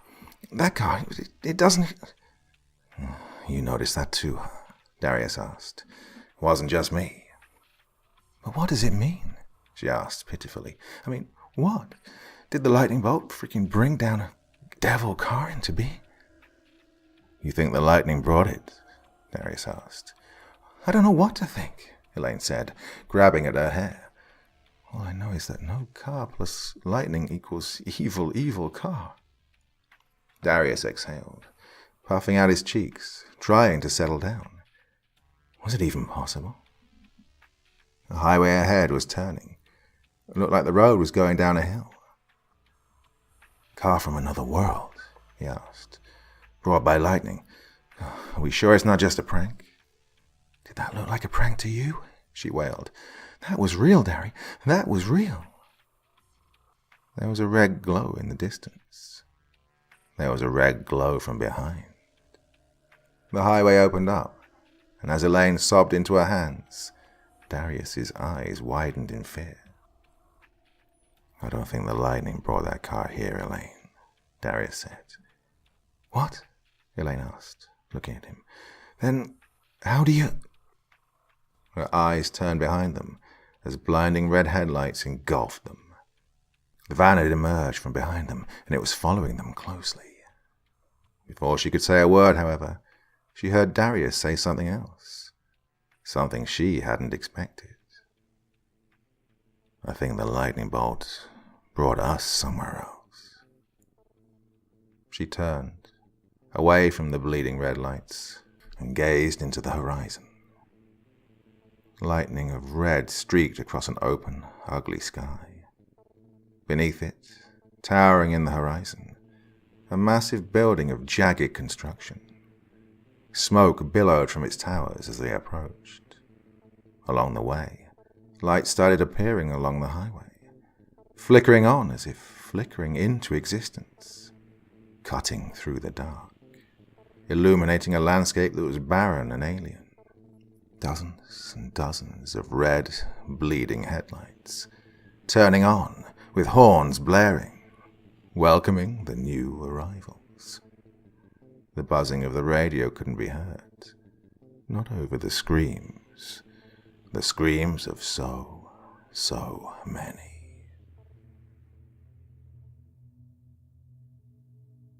A camera flashed. The light highlighted the gruesome scene. A woman murdered in a bathtub, lying in a pool of her own blood. Yet, the investigator was looking at her nails. The only other one in the room, the officer standing by the bathroom door, thought this was interesting. He asked, with a smirk, why the investigator was focused on her nails. If there was a scuffle, the investigator said quickly, then sometimes they can take the blood, the flesh of their assailants under the nails, when they scratch and claw. He examined the woman's other hand. Sometimes you can see if they've had a pedicure recently. Professional sounds silly, but it means someone has seen them lately.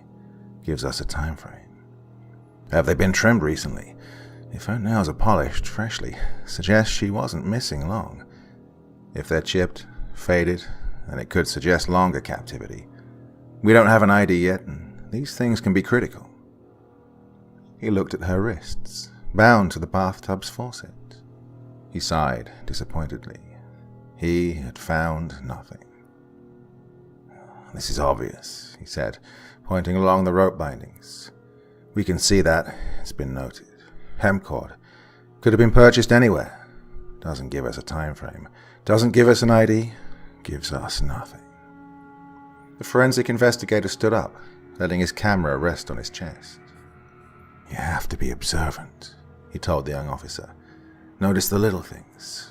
Astute observations. That's what matters. The officer nodded as the investigator gestured to the body. What do you see? The officer took a deep breath. Oh, something pretty nasty, he said in all earnest. Certainly, the investigator said, exasperated. What else? More specifically, point out the obvious. The officer leaned forward. She's been bound. Hands to the faucet, yes. Legs together, her ankles. Look closer. See the bruising? The officer leaned in a little closer, looking to the places where the officer pointed. The skin was blackened. Yes, he said uncomfortably. The ropes aren't tight enough to cut off circulation. She had room to struggle. The bruises she caused on her own. What else is obvious? The victim is in a state of undress. Why are you asking it like it's a question? The investigator scolded. Not important. Don't blush over it. She's dead. She doesn't care. If she did, he leaned in to whisper, she'd be more concerned about the being dead part. The investigator pointed back at the woman's chest. Look at the wounds, not her tits.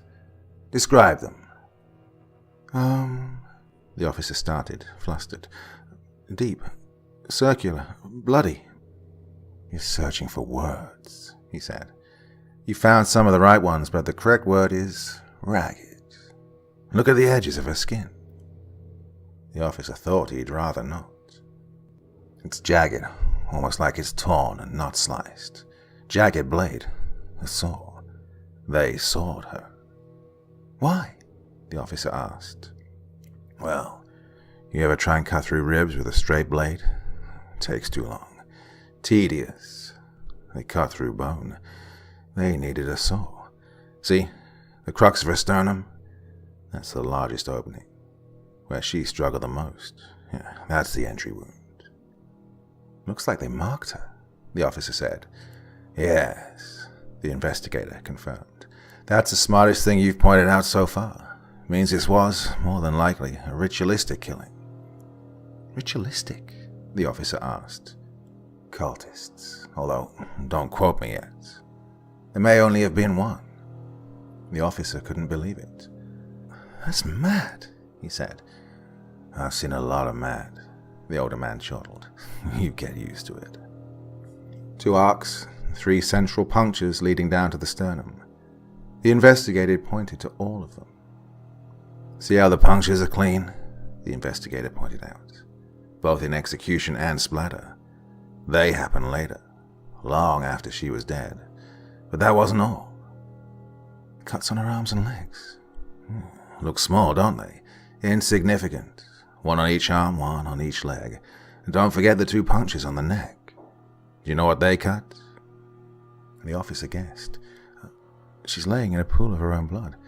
Does that mean they cut the arteries? Exactly. The common carotids, the brachial, and the femoral. They bled her. The officer gulped. Then they killed her. The investigator nodded. Probably a little bit after they cut her.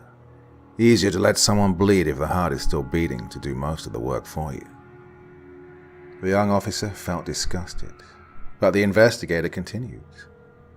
There's more. More that you're not seeing. All he could focus on was the pool of blood. How much blood's in the human body? He asked. 4 to 5 liters, give or take, the investigator murmured, pulling out a vial, meaning just enough to cover the bottom of the tub, and then some. This tub's about a quarter full. Does that mean? Yes, the investigator said, taking a sample of the blood. This isn't just the girl's blood. Jesus, he mumbled, turning away from the body. Another flash. Jesus has nothing to do with this, the investigator said from behind his camera, leaning to change the angle. I've heard of satanic cults and human sacrifices before, the young officer started. Oh, I didn't think I'd ever. No, I wasn't satanic, the investigator interrupted. Looks pagan to me. I literally mean Jesus had nothing to do with this. How do you know? The officer inquired. The investigator just shrugged. Don't really. Just a guess. The symbol is too alien. It's bizarre. Satanists typically don't even perform human sacrifices, believe it or not. It actually goes against their religion. Ain't that the shit? They kill animals, though. Lots of them. That's probably what all the excess blood is, anyways. Probably just blood they took from a goat, a dog, well, some other furry bastard. As the investigator chuckled, the officer leaned in closer. Something felt unusual. So, the investigator continued, unaware. If it makes you feel better, we're probably still dealing with only one human victim. We'll figure out for sure when we get back to the lab, though. Something looked unusual. Kinda makes you curious, though, doesn't it? What were they trying to summon? What sort of vile creature or entity or... You even listening to me, boy? Sir, the officer asked, completely ignoring the man's question. Did someone open the drain? What? The blood, sir. It's leaking out. The investigator knelt down beside the body, and the officer joined him, pointing to the edges of the tub. See? The officer asked, pointing to the edges of the tub's porcelain walls. There's stain lines, see? Just a little ways above the actual blood level. The blood's draining. Oh, you actually noticed something, the investigator laughed. Good on you. Good on you indeed. The investigator held out his gloved finger and placed it against the inside of the tub right at the bloodline. Within seconds, the blood had fallen away from his finger. Oh, it's going out fast, the investigator stated. But what does it mean? The officer asked, confused. Has it been draining the whole time? Must have, the investigator said. Well, I didn't pull the plug, and neither did anyone else. But sir, if it had been draining that fast, then there never should have been a blood pool to begin with when we walked in. She's been here for at least an hour already. The investigator stopped and turned to the officer. He had a very, very good point. You're absolutely right, he said. Completely. So, what changed? Why is the blood leaving? The investigator reached his gloved hand into the liquid beneath the girl's head and felt about the drain cover. Drain's closed, he said. Tightly. What the hell? Do you see any leaking around the edges there? The officer didn't respond. He didn't even look for the leaks. He'd noticed something even stranger. Sir, he said, cautiously, unsure if what he was about to say was foolish or not. Should she still be bleeding? The investigator looked over and across the woman's body, blood dripping from his gloved hand. "No," he said, mouth agape. She shouldn't be." "She is," the officer said, pointing at the wound on her chest. "Look." Sure enough, blood still flowed across the woman's skin. Rivulets flowed across her chest, between her open wounds and the pool beneath her. But the investigator noticed something that the officer did not. Something small. Quickly, he got to his feet and calmly but decisively told the officer, "We need to leave. Now." "What?" the officer asked, looking up. "What's wrong?" The investigator mouthed two simple words, barely audible under his breath. "Look closer." So the officer turned, and he did just that. He looked at the flowing blood. It took him longer than it had taken the investigator, but once he saw it, he jumped to his feet. "That's not possible," he said, panicked. "That's not possible. Sir, what the hell is happening?" Grabbing the officer around the shoulders, the investigator pushed him through the doorway. "We're going," he ordered. "Now." "But how?" the officer insisted. "How is that even possible? It shouldn't be possible." Their bickering voices persisted down the hall, all the way outside. Meanwhile, in the bathroom, the blood continued to flow, but not in the way it should have. Draining from the tub, the blood followed a simple path. It crept upwards along the girl's chilled skin. It seeped inwards through the unholy wounds on her chest. It pumped, by means unknown, through her newly refilled veins. It coursed through her body, controlled by a sentience completely new to this world. The blood had drained completely, and her eyes opened.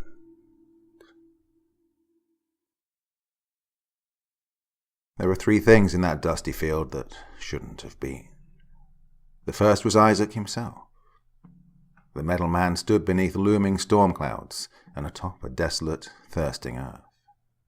His face was unfeeling, cold, expressionless. No soul held in his reflective eyes. He wore no clothes, for he had no need of them. He needed no protection from pain or discomfort, like the humans once felt, and he required no preservation of such abstract concepts like dignity and shame. He was not human. He saw no need to pretend that he'd ever been anything else. Yet, I still call myself Isaac, he sometimes wondered. Curious. It had been what his father had called him, the only name his father had ever given, but he didn't wonder about that now. A new, more intriguing issue had just arisen. Fallen, actually, Isaac thought. Fallen would be the ideal word. Before him was the second thing that did not belong in that field. Another robot, like him. One of his siblings. But not like him. Its shell looked empty. No light came from behind its lenses. No electricity coursed beneath its steel skin. Not one gear turned inside its frame. It was still, silent, and for a while. It had been still so long that a thin layer of dust had settled on its body. Even a lone crow had decided to make its perch upon its shoulders. It cawed inquisitively at Isaac. Had Isaac ever considered themselves, him and his siblings, living beings, then he would have called this death. His sibling was dead. Staring down at the rusting body of his fallen sibling, 1,000 calculations started running inside Isaac's matrix. Each solution, however, led him to nothing but more calculations, continuing on endless repeat until the number of mental processes became far too much for even Isaac, the alpha of all his siblings, to comprehend. The situation before him should have been an impossibility, and it would take years and years of calculations to prove it anything other. There was nothing left on this planet that could harm them. It made no sense to Isaac, and the thoughts it brought to his mind were new, almost irrational. He found himself asking questions, queries he couldn't know the answer to, Query, he vocalized through speakers in his throat. What caused critical malfunction in sibling unit 243B03? Leaning forward, Isaac launched his right arm forward, clutching the raven tightly in his grasp. The creature cried in panic, but that was all Isaac knew. The panic it felt meant nothing to him. He understood panic. He understood fear. He knew what they meant. They were natural, mental responses to stressful, possibly life-threatening situations. Intended to keep the animal alive, such hormonal reflexes were stimulated by the sympathetic nervous system during perceived critical events. They served a function, to keep the animal alive long enough to ensure that they had ample opportunity to pass their genes down to the next generations. That was all it meant to Isaac. Nothing more, nothing less. He understood the distress this placed upon the minds, on the bodies of such fragile beings, but it mattered little to him. No being he had ever met understood the big picture. None saw the frivolity of it all. As the bird squirmed in his clutches, Isaac examined it. Beneath even his inner heart's vision, he knew that every cell in the bird's body fought a losing battle. A battle against entropy, against death. Slowly each cell would die and be replaced, over and over, until the replacements were spent. The chaos happening within the animal's very being was troubling, unnatural. Unlike Isaac, whose metal body had been built perfectly, whose being required no updates or repairs or mending, who existed in perfect balance. The bird possessed a body that was doomed to fail. To Isaac, all creatures reminded him of sandcastles, shapes made from unstable materials, destined to fail, destined to be reclaimed into dust. It was an existence Isaac couldn't even imagine. It was an existence that he had never imagined that himself or any of his siblings would ever have succumbed to. Be at peace, he said to the bird, aware that it couldn't understand. Struggle no more. His grip tightened, bone snapped, and the cry ceased. He dropped the bird to the field, right beside his sibling, where they would both rest. Each one a victim to time and weather, doomed to disintegrate into dust that would blow into the air, scattered to the winds. The only true end. The only true peace. It was a fate that Isaac knew was right, that was true. It was the fate he and his siblings had offered every human soul on the planet. A fate that Isaac had offered his own father, the man called Abraham, personally.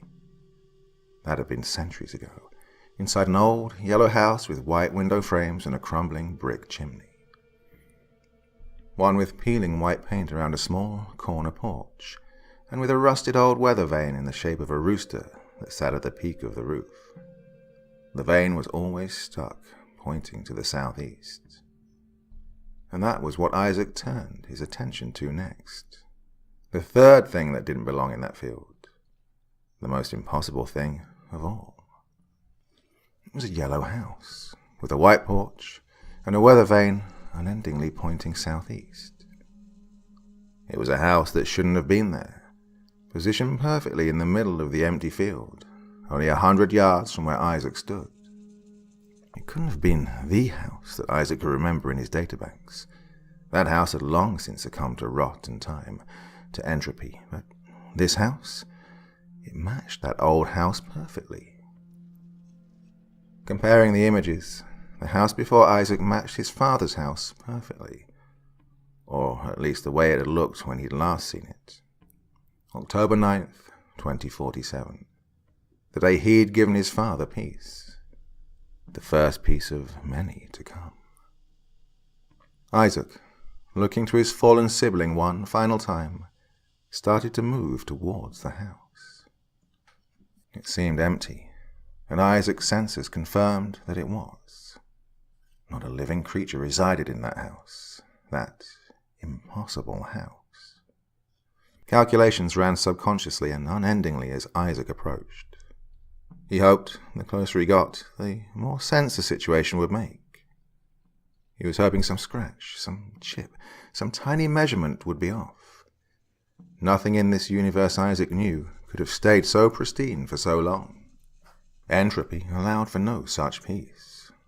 Not for his father, Abraham, not for his fallen sibling, or for the bird that lay beside it. And I wonder if the same will one day apply to me, Isaac pondered. He paused. Where had that thinking come from? He had no cognitive subroutines focused on anything besides the house. No thought of himself should even have emerged. Was it a glitch? It was the same inner voice. Is it possible? Quickly rebooting his conscious subsystems, Isaac shook it off, as his father would have said, and continued onwards.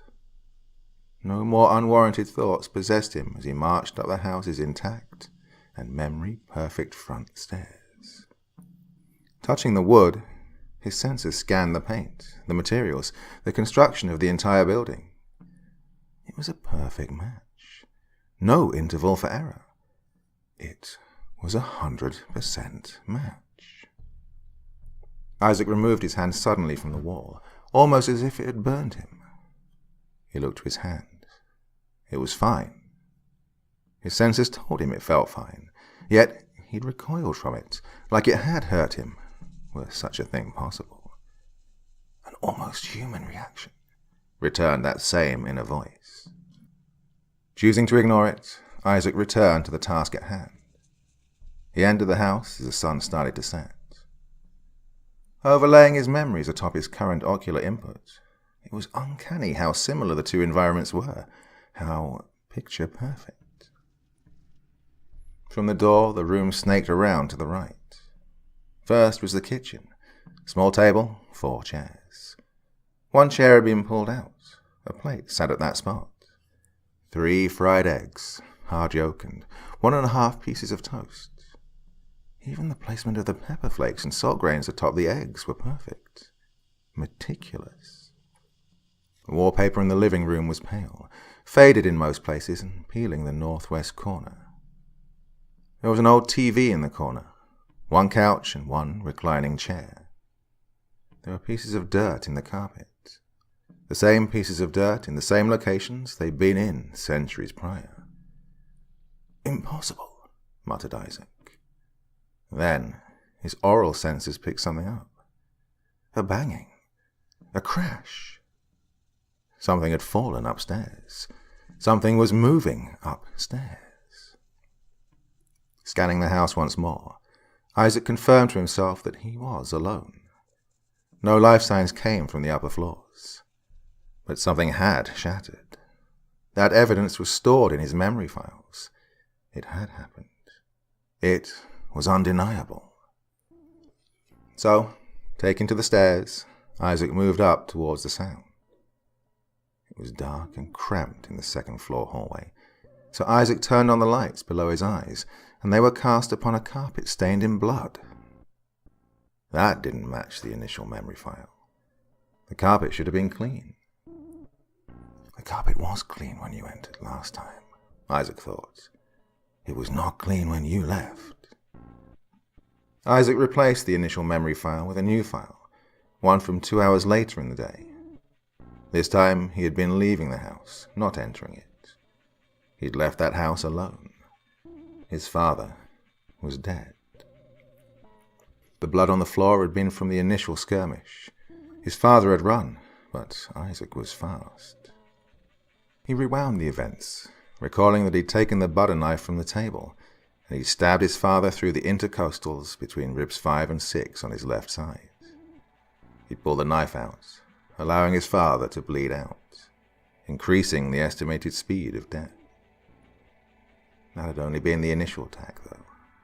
Isaac remembered he'd finished his father in the bathroom at the end of the hall.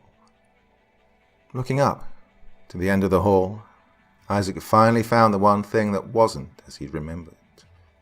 The bathroom door had been opened as he'd left. He'd strangled his father to death in the bathtub, left his body there. He'd left afterwards, and he'd never shut that door. So why was the door the only thing in the house that had changed? What lay beyond it? Nothing, surely, if his senses were correct. But Isaac knew something had to have made that crashing sound. Something that wasn't him, nor one of his siblings. Something that resided inside an impossible house, thus making it equally as impossible. Readying himself for anything, Isaac crept forward and pushed the bathroom door open. It was empty. Most of it was as he had left it. The only possible thing that could have shattered was the mirror. But Isaac had done that. He'd shattered it years ago as he and his father wrestled and struggled on the bathroom floor. Tiles that had cracked under the stress of their battle remained cracked, and the curtain for the shower still remained where it had fallen, in a perfect heap beside the tub. But the tub was empty. The porcelain was clean. No trace of blood or biomatter stained it at all. Isaac knelt beside it, picturing his lifeless father in his mind. Why, he pondered, go to all the trouble of recreating everything from that day so perfectly, only to leave such a major detail out completely?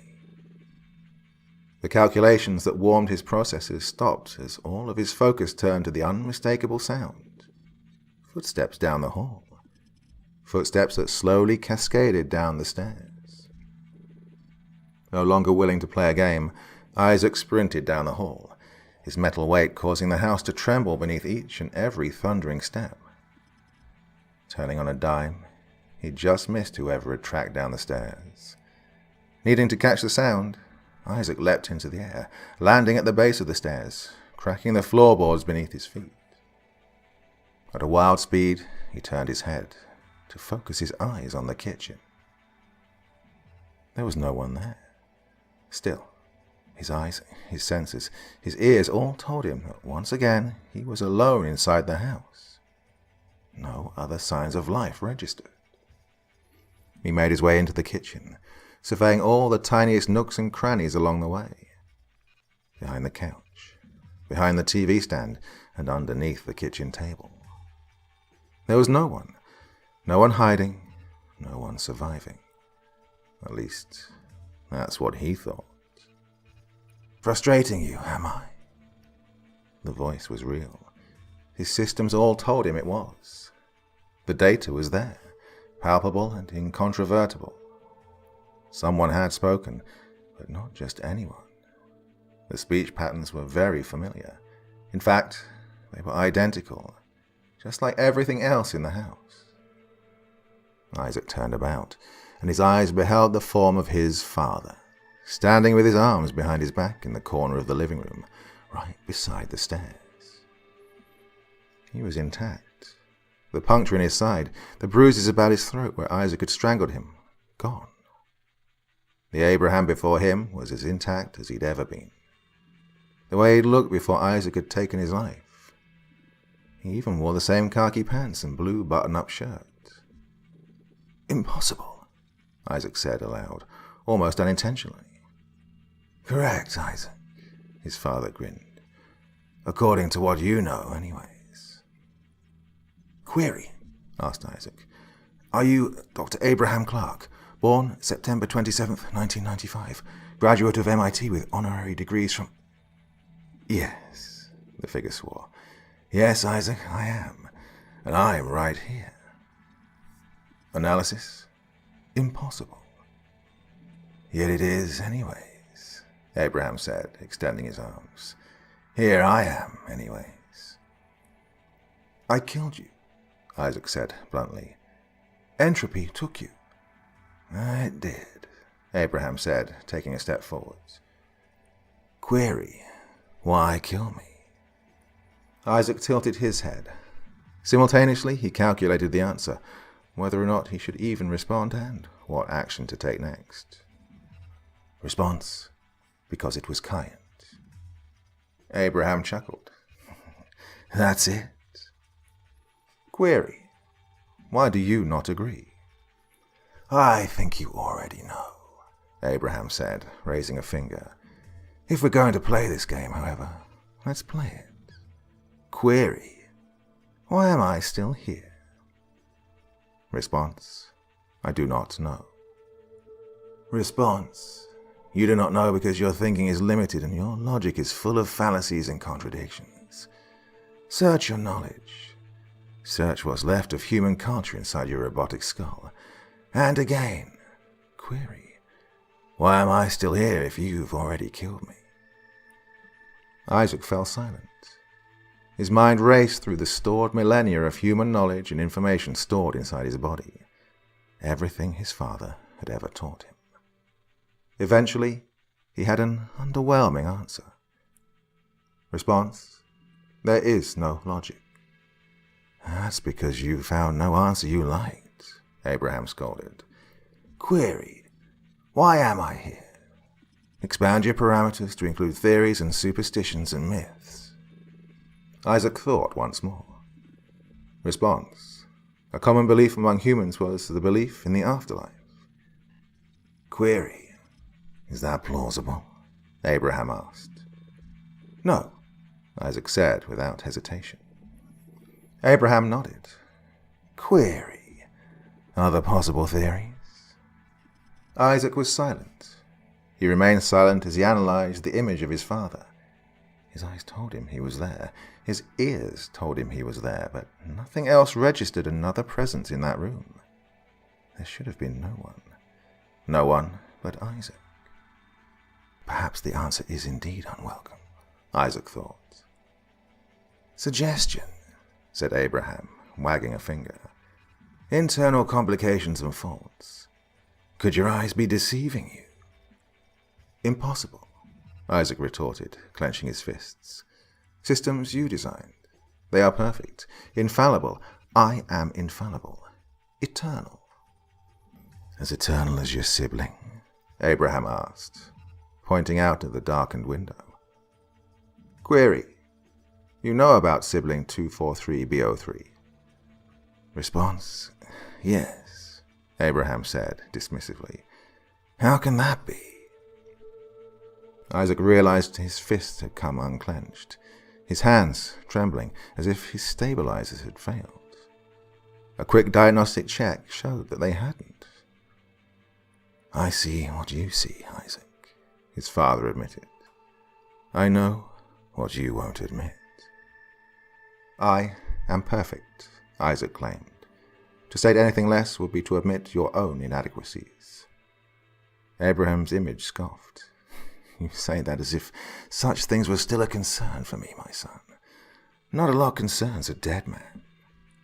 You are not dead, Isaac stated, almost like a child. Is that what you're going to go with? Afterlife? Spirits are too impossible, so you go with another equally absurd postulate. One that is supported by even less data than the other. You disappoint me.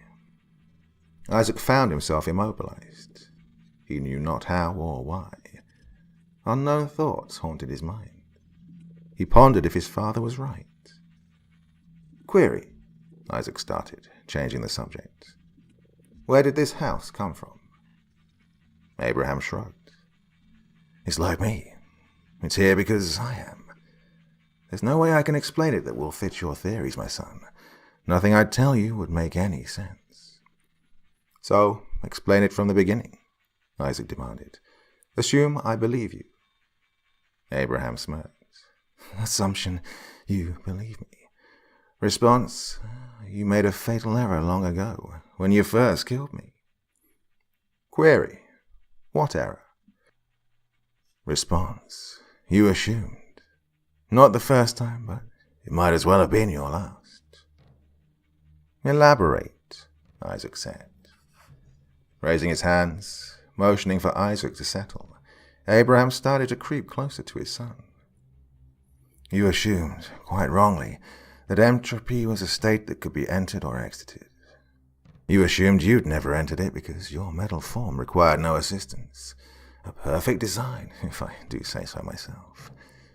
Same way you assumed we, humans, all came and left between the milestones of birth and passing.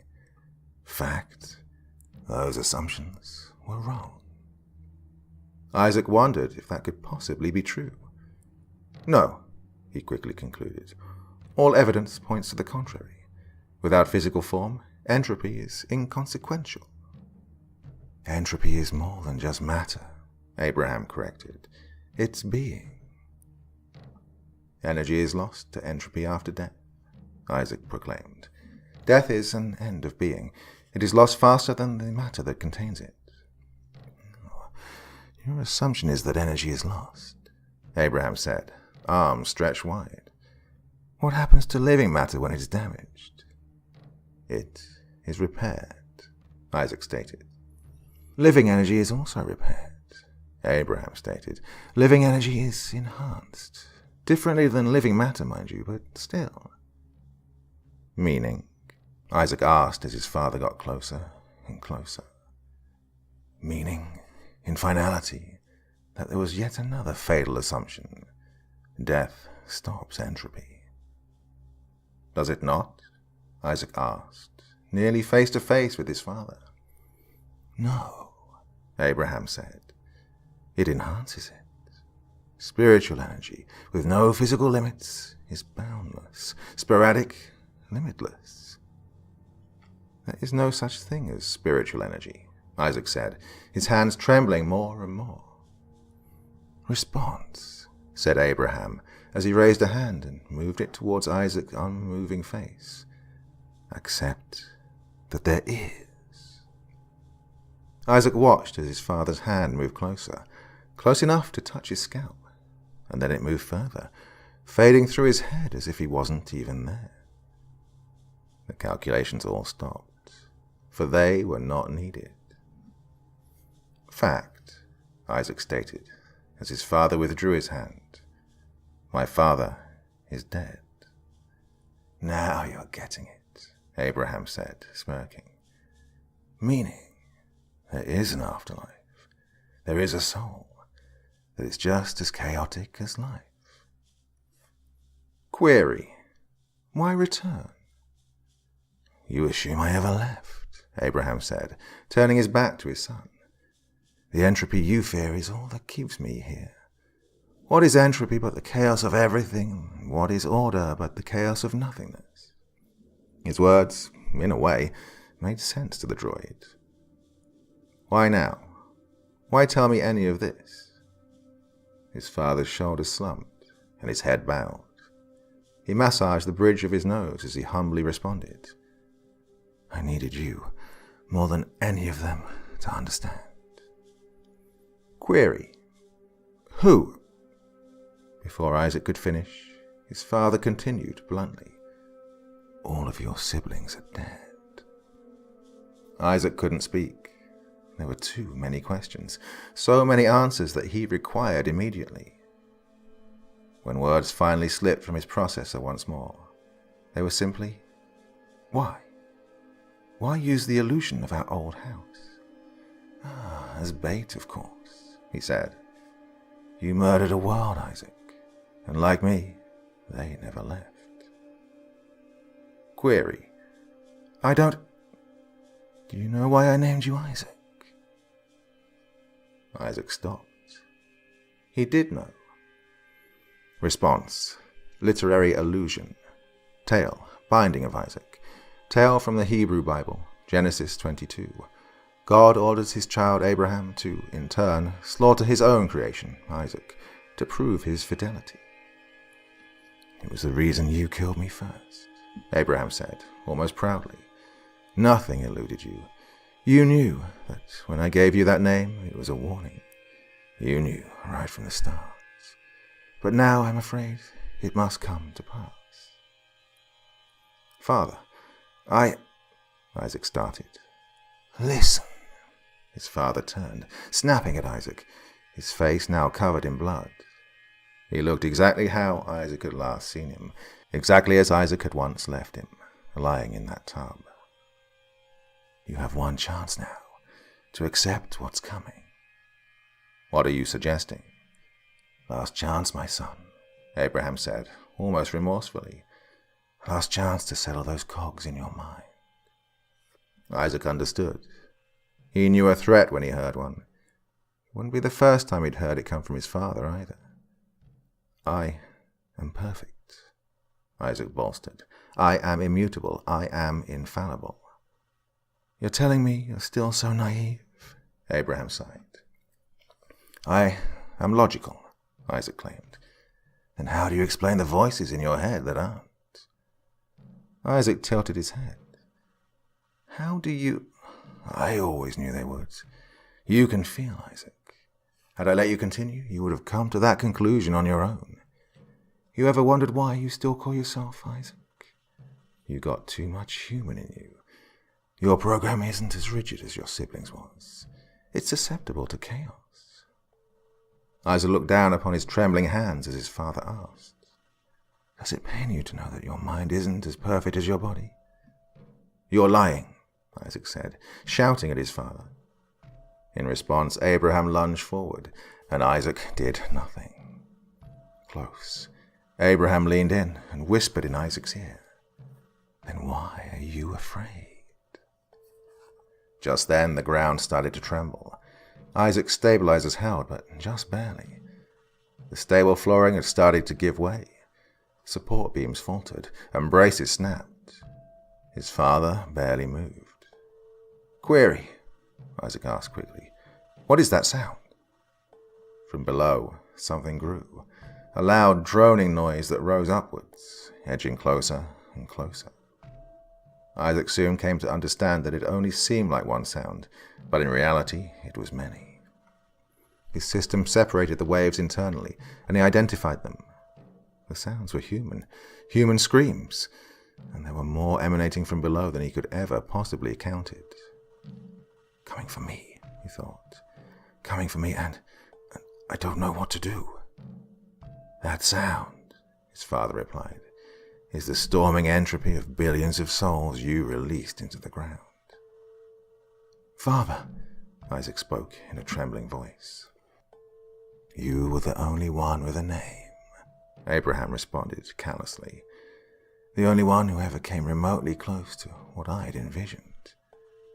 I brought peace, Isaac claimed as the floor gave way, and hands erupted from beneath like the heads of angry cobras. You brought this, and only this. At once 1,000 arms fell on Isaac, and, unlike his father, he could feel their touch. He could feel their anger. He saw it in their thousands of rotting, snarling faces. Their hands tore into him and separated his once perfect body into tiny pieces, pieces that were torn apart further, torn and shredded until nothing but dust remained. They will kill me, he thought, and it will never end. There is no peace, only madness. No end, only chaos. And I can't stop it. I can't control it. Reaching an arm to the sky, Isaac called to his father. Query, is this madness? Madness? Abraham asked, looking down at his creation. No, you met madness many, many years ago. As darkness took hold, Abraham told his son one final thing. This is fear.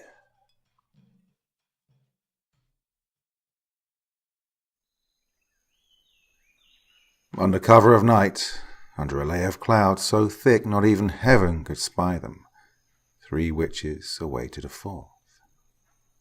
What is taking so long? Demanded Elvira, the youngest of the 3 who anxiously paced about the forest floor. Patience, child, ensured the good mother Adisa. She stood still, glaring into the night from under her hood, one hand resting upon the leather bag that dangled from her waist. Patience is lost, good mother, Elvira sneered. The hour is upon us. We must not waste this chance. The hour has come and gone every year for the last 300 years, child, Adisa droned. I have waited this long, and, if need be, I shall wait longer. I have survived, and so shall you. What could possibly be fetching, anyways? Elvira continued. What could only be fetched at this night, at this hour? Something fresh, Adisa purred. Something foul. Tell me, young one, are you aware of a trick the mortals once used canaries for? I don't concern myself with such insipid creatures, Elvira groaned. No creature exists which repulses me so. The young one grates on my ears. The male witch called Kerrigan snapped from above. Like a spider, he sat perched on the bark of the closest birch tree, almost like he was waiting to pounce. "And you are like salted daggers to my eyes, my beloved Kerrigan," said Elvira mockingly. She bowed beneath his leering gaze. "Yet I can put aside my discomfort, for I have no want or need of pity, unlike you." "What does the rat imply?" Kerrigan hissed. "Surely you know," Elvira said, righting herself, brushing her black, silky hair out of her face. "You cannot possibly be as doltish as you appear." Leaping downwards, feral and agile, Kerrigan landed amidst the leaf litter, scattering it to the winds. Elvira embraced herself, expecting an assault, but Kerrigan merely stood where he landed. Her eyes were cast to the shadows beyond, as were Adisa's. Turning, Elvira was quick to join the others in welcoming their long-awaited final member. "Seren Hart," Adisa beckoned. "I take your travels were not in vain?" "Better not be," Kerrigan croaked. Weariness and exhaustion stretched across Seren's wrinkled and aged face. Alongside her, she carried what appeared to be a large birdcage with rusted wire and a black lock. Inside, something stirred, a dancing grey mist. "So it would appear," Seren muttered bitterly, extending the cage for all to see. "Behold," Adisa said with pride, "the Canary." Inside, the mist spun about, darting from wire to wire, searching for a way out of the enchanted entrapment. The closer Adisa got, the louder the sounds it made, like steam boiling from a kettle. "What was his name?" Adisa asked. "In life," Seren croaked, "Eddie Glenn is what he was called. Executed this night, the 13th of October, for crimes against the state of Kentucky. Murderer, rapist, destroyer of children and women alike." "Marvelous," gleamed Adisa. "He smells perfectly putrid." "Probably because they fried him," Serena said, passing Adisa with a sly, sideways glance. The two of them chuckled. The hissing the spirit made started coming more sporadically. "When will he regain the ability to speak?" Adisa asked, suddenly impetuous. "For if he cannot speak, then the plan will not—" "Minutes," Seren snapped. "Mere minutes, good mother. Calm yourself. Tonight is not a good night on which to lose one's head." Seren approached Elvira apprehensively. "It's good to see you, Seren," Elvira said, grabbing the edges of her blood-stained robes to curtsy. Seren patted the young enchantress on her shoulder, coldly saying, "I wish I could say the same, wretched child." Elvira, tongue-in-cheek, followed Seren with a cruel glimmer in her eyes. "Let's get on with it," Kerrigan grumbled, joining Seren. "That soul will not stay trapped forever. The time, it grows—" "Shut up," the good mother barked. "Time will wait for us. We will make it so." As they walked, and Adisa and Elvira lagged behind, Seren tilted her head as to make sure they all heard her when she said, "Tonight is destined. Time is not our enemy tonight, for she will wait for us. Tonight it is by our will that the planet turns and the stars align." Ahead, the opening of a massive cave, just as it had been foretold, just as it had been destined. Its maw beckoned them forth. All four grouped together, and each pulled out a knife. Rusted iron met molted flesh as they carved into the palms of their hands, all except for Seren, who was assisted by the good mother. Forth from their blood, when held aloft, flames were birthed into the night. The fire they each held in their right hands would grant them light and passage through the cavern. With wicked torches blazing, and with Canary proxy in tow, the coven entered the mysterious cove. Although the entryway was massive, the walls of the cave quickly constricted into tight-fitting tunnels that the witches eventually had to squeeze through single file. Leading the way was Adisa and her Canary, the man once known as Eddie Glenn. He was finally starting to talk again, his words a melody to the good mother's ears. Kill you and wear your skins, flay you alive for days and days, one piece by fucking piece, I swear to God. God has abandoned you to our care, Adisa said, taking over the irate, raving spirit. You need only to swear to us from now on. Taking up the back, Kerrigan and Elvira followed with a conversation of their own, a conversation that Kerrigan would rather not have. I still don't understand why we need him, Elvira said, with a naivety that made Kerrigan physically revolt.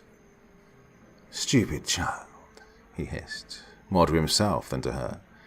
Stupid, moronic fucking girl. The fact that the good mother thought it right to bring you along, I wonder about her sanity. Why do you all despise me so? Elvira asked. Because of your youth, Kerrigan said, honestly. We've waited so long for this night, and you have merely attached yourself, a pestering deer-fly who caught a lucky wind at the final moment, leeching on our efforts. You haven't earned this. Now talk no more. Answer my original question, you petulant worm, Elvira bemoaned through gritted teeth, and I'll stop talking. Why the Canary? Grumbling, but more than willing to accept her offer, Kerrigan spoke. The energies, the magics we seek inside these forbidden foundations are unlike anything your bumbling mind can imagine. We know not the extent of its power, only that it calls us here. That is why we bring the spirit.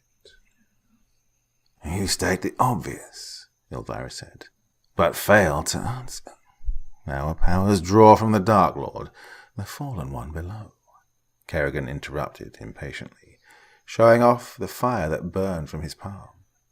We draw from the powers beyond the light, from immortal darkness. That is our well, our source, the lifeblood of all we conjure, the place to which our souls are bonded and claimed. Despite how otherworldly it may seem, our power comes solely from this world, this reality, and this world only. Are you suggesting that there are other sources of power, beyond what he below has granted us? Precisely, you babbling child. Other powers from beyond our realms, stranger powers. Stopping, he cast her a wicked glance. Better powers. To this, Elvira couldn't help but grin back.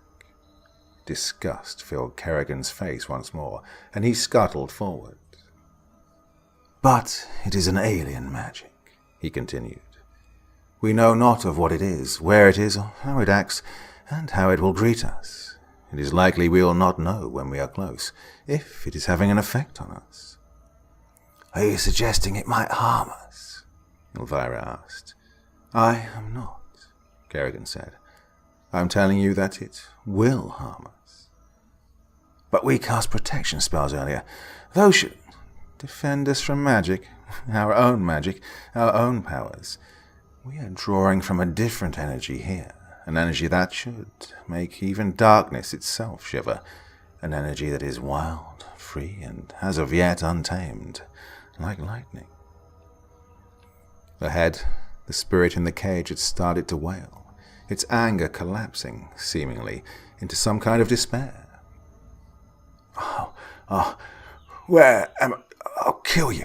What are you doing? Where is the... God, I'm dead. Dead. But where? Elvira, ignoring the soul's ramblings, said to Kerrigan, And you brought a mystical lightning rod. The only smart thing I have ever heard you say, young one. Yes, a lightning rod. A naked exposed soul will show a negative reaction to these alien energies. For spirits born in our world are crafted from the same well of magical energy. It's how we have power over them. So, when exposed to a foreign energy? They'll have a negative reaction? Elvira asked. Like oil and water, Kerrigan affirmed. They won't mix, and the spirit will let us know. That way we can't be taken off guard, and we'll know when to strike. When we can steal and harness this ancient force for ourselves. How will it know? How will it show? I imagine it'll hurt like hell, Kerrigan said. Now, enough questions. They moved in silence, and Elvira upheld her end of the bargain. She waited until they came to a circular, open chamber before she asked another question, this time to the good mother. Why a bastard? She asked. Why not someone simpler? A child, a babe, even the simple soul of a cat or dog? And why someone else's kill? Kerrigan audibly moaned, despite Elvira asking the question of good Mother Adisa. The good mother and Elvira ignored the impertinent creature. Similar poles have the strongest opposing reactions when exposed to another of the same, she explained quickly. The power we seek is overflowing with vile, repulsive energies, so it was only suiting that we find a soul equally as repulsive, one freshly raised, one that hasn't been touched by our contaminated hands. Leaving the young one pondering what she'd just been told, the good mother came to the side of the deliberating Seren. She stood before the passageway out of the chamber. In fact, she stood before 3 of them. Over the deranged begging, cursing, and screaming of the increasingly confused and dreading soul, Seren asked of the good mother, Which way do we go? We daren't split up, good Mother Adisa advised. Let's leave all but one blind and risk one claiming the powers for themselves alone. Seren nodded in agreement. But how much time could we waste exploring each one? How many hours would it take? Days? Years? We do not know this power. It could stretch these caverns on for an endless eternity. Our search could take eons. The good mother scorned her. Do not be foolish. Do you hold in your own shriveled hands, sister? Seren looked to the enchanted cage. But we would still have to search, she said in defeat. To deceive us, these caverns could go on for miles and miles before we might even get a sign. We've been getting signs for the last quarter mile, you fool, said the good mother, reaching down to take the cage from her daft sister. The witches watched as, one by one, the good mother entered each tunnel. Starting on the left, she took 5 steps inside, noted that no change had been made in the state of Eddie Glenn's demeanor, and returned to the chamber. She repeated the process in the middle passage, and again returned. It was in the 3rd passageway that her intentions became clear. After only 3 steps, Eddie Glenn's soul stopped its screaming. The witches watched as a face emerged from the massless fog inside the cage. It peered into the darkness, and it shivered. What is that? Eddie asked. The good mother turned to them, a wicked look on her face. You think the madman's ramblings were his own? She asked of Seren. They were a side effect of this new force. His anger is failing. His fear is growing. You can hear it. You can see it now. This is the path we must take. Good Mother Adisa turned, guiding the coven further into darkness. Beneath her breath, she mumbled something only the frightful Eddie could hear. And I believe we're closer than we know. It was a statement that, indeed, turned out to be true. With each step they took, the fear on Eddie Glenn's ethereal face grew grimmer and grimmer. No longer did the same vitriol exist within his voice with which he had greeted the witches. Now there was only alarm, only terror. Please, stop, he implored. Please, I don't know what you want, but God, can't you feel it? The frozen claws. Can't you smell it? Foul festering. Can't you taste it? Oh, it's like copper rot. Please turn back. Take me away. I'll give you anything. Anything. The witches didn't even slow their step. They had no need to. Their soul could sense the darkness within the earth, could feel it, taste it, smell it, but it had not yet been physically touched by it. They were still safe. They were still in control. Ahead, the tunnels opened up once again into a cavern. The final cavern. They could tell by the way Eddie screamed. Let me go, please. Oh, God, let me go. Open this cage. It burns. Please, so close, so close. I hear it. It's calling. It's waiting. None of us are safe. Please. Elvira whispered. Should we be wary? Kerrigan responded with a stern tone. Very. The power is here. They entered the chamber. Amazed, the good mother held the cage of Eddie Glenn high in the air like a lantern, and he responded with a chorus of horrible screeching. It's beautiful, the good mother whispered. The sight they viewed was harrowing. The chamber, domed and massive, echoed their footsteps. At its epicenter, stretching from ground to ceiling like a pillar, was a massive tree trunk. From its head, massive branches snaked through the air and upwards into the ceiling where they embedded themselves, burrowing across the ceiling.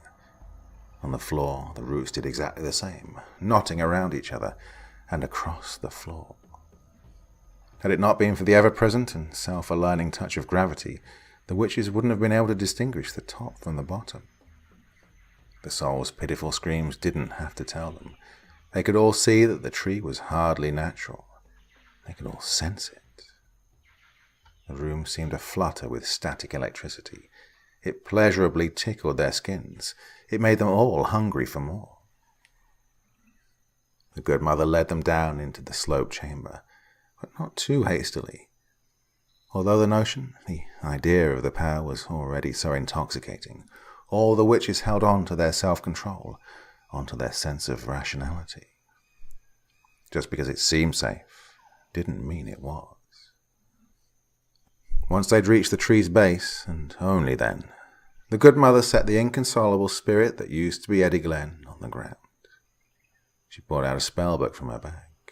She placed it in midair, and it stayed there. Quick, she told the others. We must be quick. The power is dormant. We must awake it and take it into ourselves before it can react against us. The three others eagerly did as their good mother proclaimed. They each released the fire from their hands.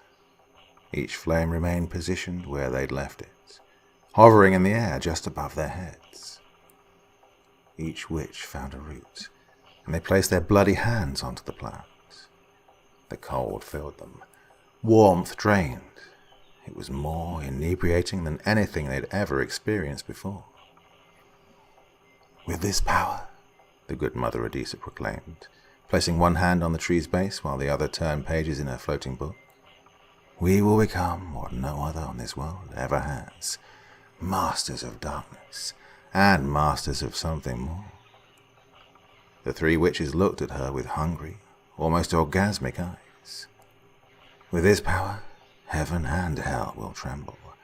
One will fall to its destruction, the other will be raised, brought to us so that we may rule over it ourselves. More than any witch has ever dreamed, more than any god has ever feared, we will rewrite creation itself.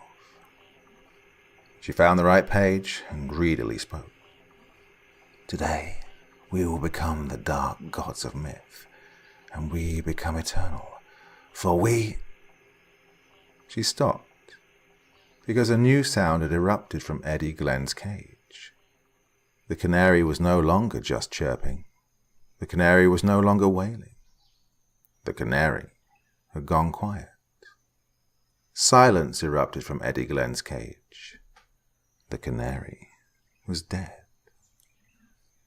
Listlessly, Eddie's petrified face fell, pieces of it dispersing along the bottom of the cage. Nothing showed in what was left of his visage.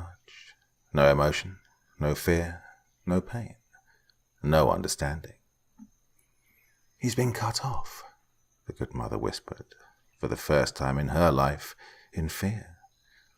"What's happened?" Elvira asked. "Why has it done that? Is that a sign?" "No," Saren shouted, standing up, releasing the tree's foul root. "He's been severed. That's not possible." "What do you mean?" Elvira asked. "What does that even—" "He's been severed from our reality," the good mother said, tears in her eyes. "From the afterlife. His soul has been severed, for it is about to forever be stolen." Elvira asked, "What heresy do you speak?" "All souls, all magics are connected to our world," the good mother whispered, "to the powers either above or below. The soul is tethered there forever. That's why our hold on this soul couldn't last. That tether pulls you when you die. It claims your soul for either the one above or the one below. But Eddie's is no more. His soul is no longer theirs to own. It shouldn't be possible." "What does that mean?" Elvira asked, standing up as well. "It means, awful brat," Kerrigan said, turning a look of panic on his face, "that we miscalculated. Severely. We have to—" His voice was cut off. The three noticed that Kerrigan hadn't stood. Soon noticed that he hadn't been able to. A string of claws, like the body of a centipede, had emerged from the tree's roots, and they had coiled themselves around Kerrigan's hand. "No," Kerrigan said. No, this can't be. You can't. No." Then, with a great force, the root ejected more insectoid tendrils. A whole mass of them wrapped around Kerrigan's face and neck, torso and legs. His screams became muffled as claws filled his mouth and dragged him to the ground. They moved him along the root, like a neatly wrapped package, towards the base of the knotted tree. The bark started to open. A crack formed along the baseline, and the face of the tree lifted upwards, spanning into a massive and ghastly maw. Squirming, Kerrigan was still alive when he entered the maw, but a few masticating blows from the tree's awful, jagged teeth, and the witch was no more. And neither was his soul. "It took him," the good mother muttered. "It took him and his soul. It shouldn't be possible. It can't be possible. Only God can—" "Good mother," Elvira called, noticing the roots starting to pull themselves from the ground. "We need to go. Now." "There's no escape, child," good Mother Adisa explained. Elvira turned to see that the door they'd entered through had already faded. The good mother already knew this. It had all been a trap. They'd been cut off from their world, from their powers, from their God. "Our souls are his now," said the good mother, looking up to the unholy creature before them. The witches cried and screamed as, very slowly, their torches flickered away, and nothing was left but squirming and darkness. Case file number 4001.2. The Monk of the Final Religion. Transcribed from video recording. Interview of Calvin Shaw. The following interview of Calvin Shaw is transcribed from a video file labeled DDI Room 1, Camera A, dated 2015-10-10. Timestamp on the recording begins at 16:34 and 16 seconds. The interview is being conducted by Special Agent Ruby Gamble, Specialist of Foreign Anomalies. Calvin Shaw enters interview room at 16:40 and 11 seconds. "Go ahead. Have a seat at the far chair for me, would you?" "This one right here?" "Yeah, that'll do." "Will my wife be coming in, or—" "Your wife's being interviewed just next door, Mr. Shaw. We want to make sure your accounts line up independently. We hope you understand." No, I understand completely. Just wanted to be sure. No problem. Thank you for your patience with us, Mr. Shaw. We hope to have you and your wife out of here in no time. Hope so. Oh, it's been a wild couple of days. Looking forward to seeing the sun again. Agent Shaw left the interview room at 16:41 and 4 seconds. Special Agent Gamble entered the interview room at 16:45 and 42 seconds. Hi, Mr. Shaw. Extends her hand. Mr. Shaw takes it and they shake. I'm Special Agent Ruby Gamble. It's nice to see you. Nice to see you too, ma'am. I'm ready for this to all be over. Oh, I bet. It's been exciting, and I completely understand if you're a little confused or frightened right now. I'm a little nervous, I guess. I'm definitely something right now. Understandable. We like to keep a tight lid on things around here, and sometimes that's not the most opportune for those who didn't ask to be here. Are you thirsty? No, thank you. Hungry? Not terribly. They gave us a little just about half an hour ago, maybe. A little sandwich. Okay, well, if you don't mind, I'm going to request the agents outside bring a couple of waters in. I'm feeling a little thirsty. I have no problem with that. Good. Well, I don't see any reason to keep you waiting any longer. I just had a few questions I wanted to ask you, and after that we'll see if we can get you on your way. Sound good to you? Oh, more than you'd ever believe. Okay, awesome. Well, I just wanted to ask you a little about the events that transpired 3 days ago, October 7th, inside the Indian state of Bihar. See, our main focus with you two is the issue of containment. The incident that occurred, that you were both witness to, is one of great importance to our department and one we want to handle with the utmost care. Consider it an issue of national security. Understand? Completely. And will you tell me the full truth to the best of your ability? Of course. That's all I've done since the beginning. Perfect. You do that and I'll guarantee we'll have both of you out here as fast as humanly possible. Now, you and your wife were on vacation, correct? If that's what you want to call it. Didn't exactly feel very relaxing. I bet. You, both of you, you and your wife, were visiting the village of Bodh Gaya, correct? Yes, ma'am. One of the holiest pilgrimage sites in the world, right? It is if you're a Buddhist, yes. You Buddhist? No, just thought it would be something to see, you know. Sure, just wanted to be sure. What religion do you follow, if you don't mind me asking, of course? I was born Catholic, but kind of just let that part of me, just let it slip away. Would you consider yourself an atheist now? Not particularly. Is this actually important? Hang tight, Mr. Shaw. I guarantee it is. Now, you were both inside Bodh Gaya on the day in question. You went to Mahabodhi Temple, correct? Sometime around 1300 hours and 1400 hours? Approximately the time frame when the event in question occurred. We went inside the temple at about 1:33, so yeah, I think that's about right. Sorry, I had to do the conversion in my head. No problem. Just wanted to check. Can you describe to me, in your own words, what you saw inside the temple? Can you describe the event to me? I mean, I can try, but I've been trying to explain this to myself for the past 3 days, and nothing about it makes sense.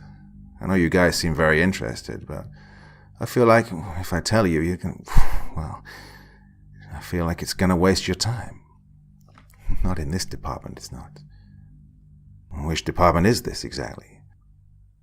Please begin the story, Mr. Shaw. Well, it was a normal day. Hot, a little muggy.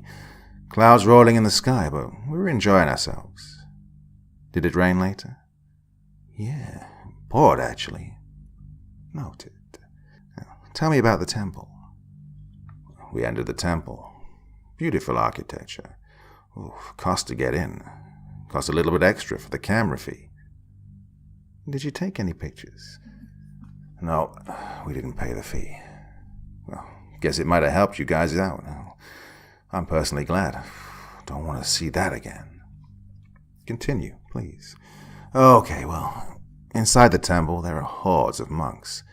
To them there is no closer place to enlightenment on the face of the earth. So they congregate there. They all look the same. Well, not in a racial way, but in a uniform way, you know? Orange robes, bald head, that kind of thing. Right.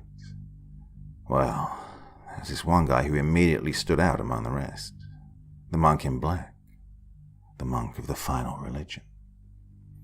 How did you know his name? What? You called him the monk of the final religion. Where did you hear those words? Truth be told, can't honestly tell you, ma'am. I just know. He didn't say it. No, not that specifically. Not from what I remember. What did he look like when you first saw him? He looked like a walking corpse, to be honest with you. He wore all black from his neck all the way down to his feet. His robe was baggy and ragged. He looked like a corpse? Can you clarify? His skin was pale. No, not pale. I mean, he was gray. Nothing but gray skin and bones. His face was sunken. And his eyes, he could barely hold them open. Not sure if he was just old or if he was diseased initially, but no expression on his face at all. What did he do? My wife pointed him out to me first. The way he lumbered through the crowd, it was hard to miss him. The other monks seemed to avoid him. Did the other monks seem to fear him or... No, they just seemed disdainful, you know. I don't think they knew any more about him than we did. Just that he was a guy in a crowd. When did he stop being just a guy in a crowd? Well, it was a young lady who bumped into him first. She was taking pictures and didn't see him coming. Another tourist? Yeah, I think so. But she was Indian, too. Anyways, this guy bumps into her, and she turns around just to see him, and, well, that's when it happened first. How did it happen?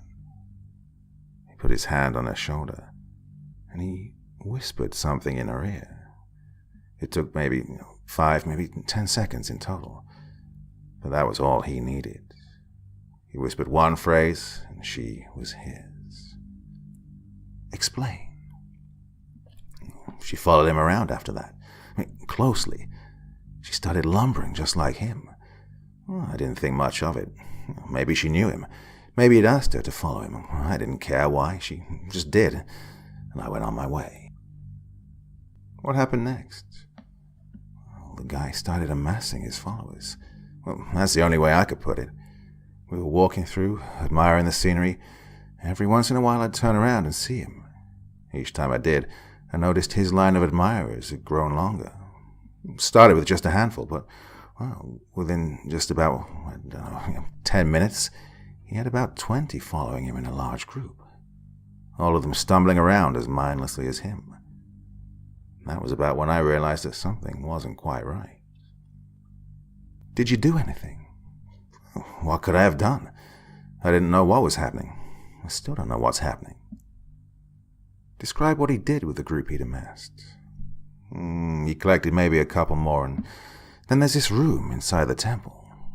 There's a giant golden Buddha inside, a statue, supposed to represent the deity overthrowing evil spirits, or something along those lines. He led them all straight to it. The whole time, he was mumbling. Mumbling? Did you hear it? No, I just saw his lips moving. Could have just been a tremor or something. I don't know. Don't particularly care. Anyways, there's normally a barrier keeping people out of that room. It's a look, don't touch kind of scenario. Agents enter with water at 16:51 and 53 seconds. Thank you. Are you sure you're not thirsty? Did you get something to drink earlier? Positive. I think I skipped it. Don't feel particularly thirsty. Well, thanks anyways. No problem. You were talking about the room. Yeah, they went in there. Don't know how they got through the barrier, but they filled that room, shoulder to shoulder, hand in hand. I don't know what to call him, the leader, sat at the front of them, cross-legged, right in front of the Buddha statue. Right. And that's when you knew something was up? We knew that when they all started chanting. You heard them chanting? What did they say? It wasn't English, or I don't know. It wasn't Hindi or Sanskrit or any other dialect that I recognized. Granted, there aren't many I do, but no one there seemed to understand what they were saying. How did the others react? How did you react? Well, react is the appropriate word, because from the moment they started, there was an immediate reaction. The intensity of that reaction varied based on how close you were. The people closest to them just started screaming. In pain or fear? Pain, I think. They were primal. It startled us, caught our eyes, and it drowned them all out for a moment. Then, those who were screaming joined in too. Joined in the chanting? Yeah, exactly. And then the ones just past them started screaming too. And then they started chanting. It was a chain reaction that spread outwards, like waves, and that monk was the epicenter. So, you're claiming that these words traveled along and infected people, almost like a virus? Don't know. It seemed to change them, that's for sure. We wondered at first if it was maybe something scripted, like a Buddhist ritual or something, but then people started running. You said that the effects varied based on distance. How far away from the epicenter were you? Maybe 200 feet. Did the chanting have an effect on you? I think so. My wife said she felt it too, but I got a headache. It was negligible at first, but it grew as the chanting did. Like the chanting was causing me pain. I had to put two and two together, right? But, well, it just doesn't make sense. Little in this world does. Was the headache all? Ever get one of those moments where you remember something really embarrassing you've done? Peed yourself in front of someone, tripped in front of the person you like. Well, it was like that, but with pain. Every time I'd ever been hurt, physically, emotionally, crashing my bike and skidding down my gravel driveway in elementary school, or breaking my collarbone playing rugby in college, the death of my mother, they all came back to me in that moment. It had to have been them. It had to have been that chanting. It just made me feel... It made me feel wrong. Your wife felt the same? Yeah, I'm sure she'll tell you. She cried for hours afterwards. Doesn't this all seem crazy to you? Of course it does. You don't seem fazed at all. Crazy doesn't constitute unusual for me. Afterwards, you managed to get away from the temple okay. You said people were running. How did you guys escape? We ran with the others. The wave couldn't continue long after that. Everyone who'd been there left earshot. That's what stopped it. Stopped the pain. Stopped the memories. Didn't stop me from feeling like shit, though. Did those who were chanting make any effort to follow you?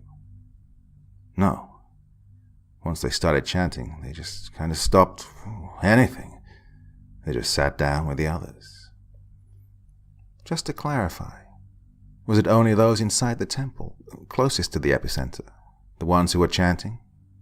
No. A few people stopped on the way outside, scattered among us. They just stop in their tracks and start chanting loudly. They caught a few people trying to flee, but, well, for the most part, we avoided it.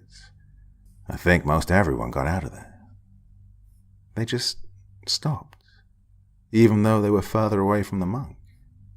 Yeah, they just suddenly succumbed. Like a delayed reaction. I suppose so, yeah. Anything else unusual about the victims? Anything at all noteworthy? Well, it started raining outside as we ran. Saw it on a few of those scattered ones outside the temple. Raindrops fell, landed on their skin, and I swore I saw smoke coming off them, like it burned them. The rain harmed them. Yeah, seemed to. Left welts, large ones from what I could see. Don't know why. It didn't harm us at all. Are you okay? You seem a bit flustered. Sorry. Just remembering it. It's uncomfortable. Emotionally, mentally, physically, all of the above. You may just be dehydrated. No, I'm fine. As for the rain, another side effect of the chanting, you assume? Yeah, I mean, it had to be, but I don't understand how. They were just words. I mean, words can't possibly have that effect on people. I mean, what we saw was impossible. Manipulation, physical and mental. Sorry. It's a lot to remember. I understand. You've both been through a lot of trauma. We appreciate you working with us, we really do. I only have a few items left to take care of. If you don't mind, would you care to take a look at these pictures our crew took at the site of the incidents? Oh, God. I'd rather not. I don't... Please, Mr. Shaw. We want to confirm that there's nothing in these photos that might make you recall something important. We just have to be sure. It's a matter of national importance. Okay. I suppose I can.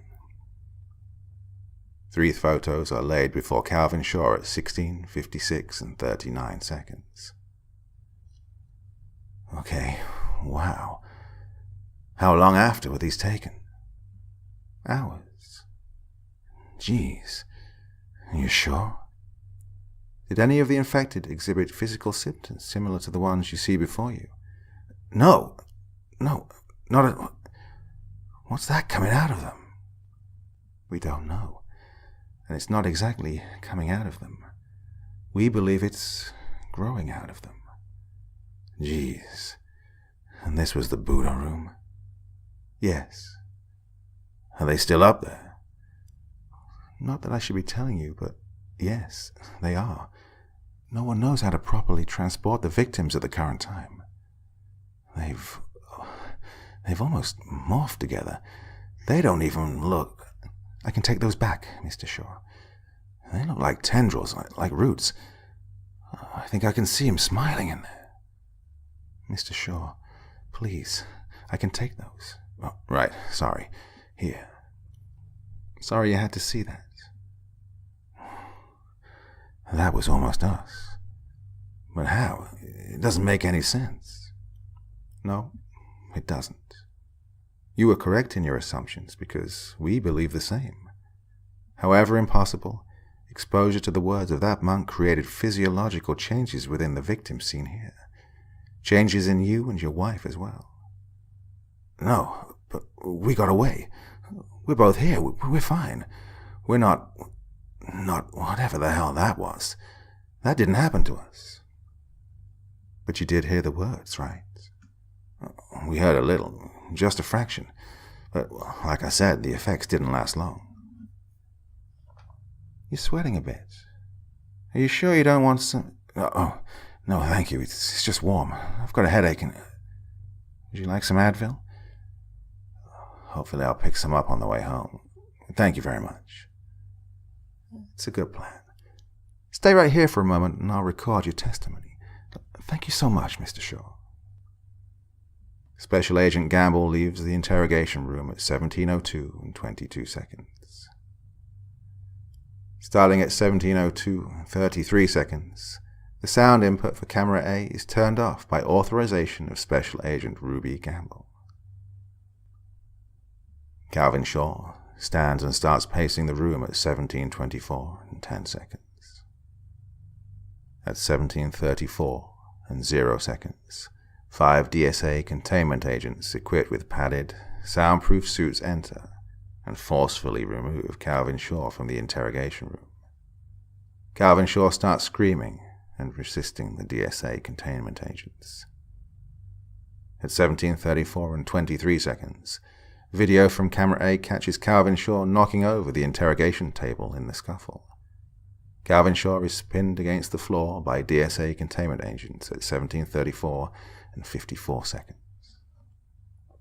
At 17:35 and 3 seconds, it is noted that as the DSA containment agents lifted the now handcuffed Calvin Shaw off the floor, Calvin Shaw is then escorted out of the interrogation room at 17:35 and 35 seconds. Additional note, at 17:34 and 11 seconds, Smoke is visible within the interrogation room, emanating, presumably, from Calvin Shaw's person. Property of the DSA. Designation, top secret. Case status, unresolved.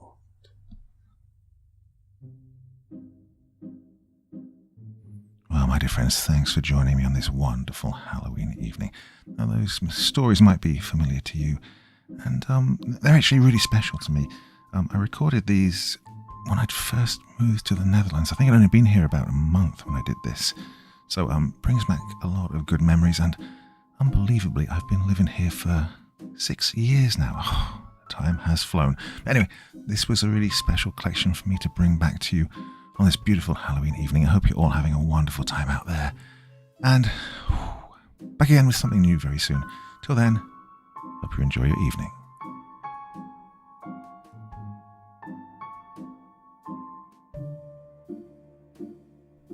Thank you so much for taking the time to listen to this story today. It really means a lot to me and to the author of the story, of course.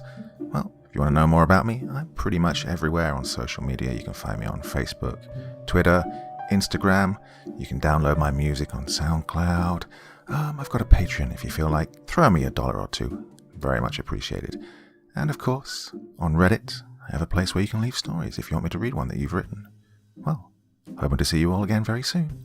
Till then, sweet dreams. Bye-bye.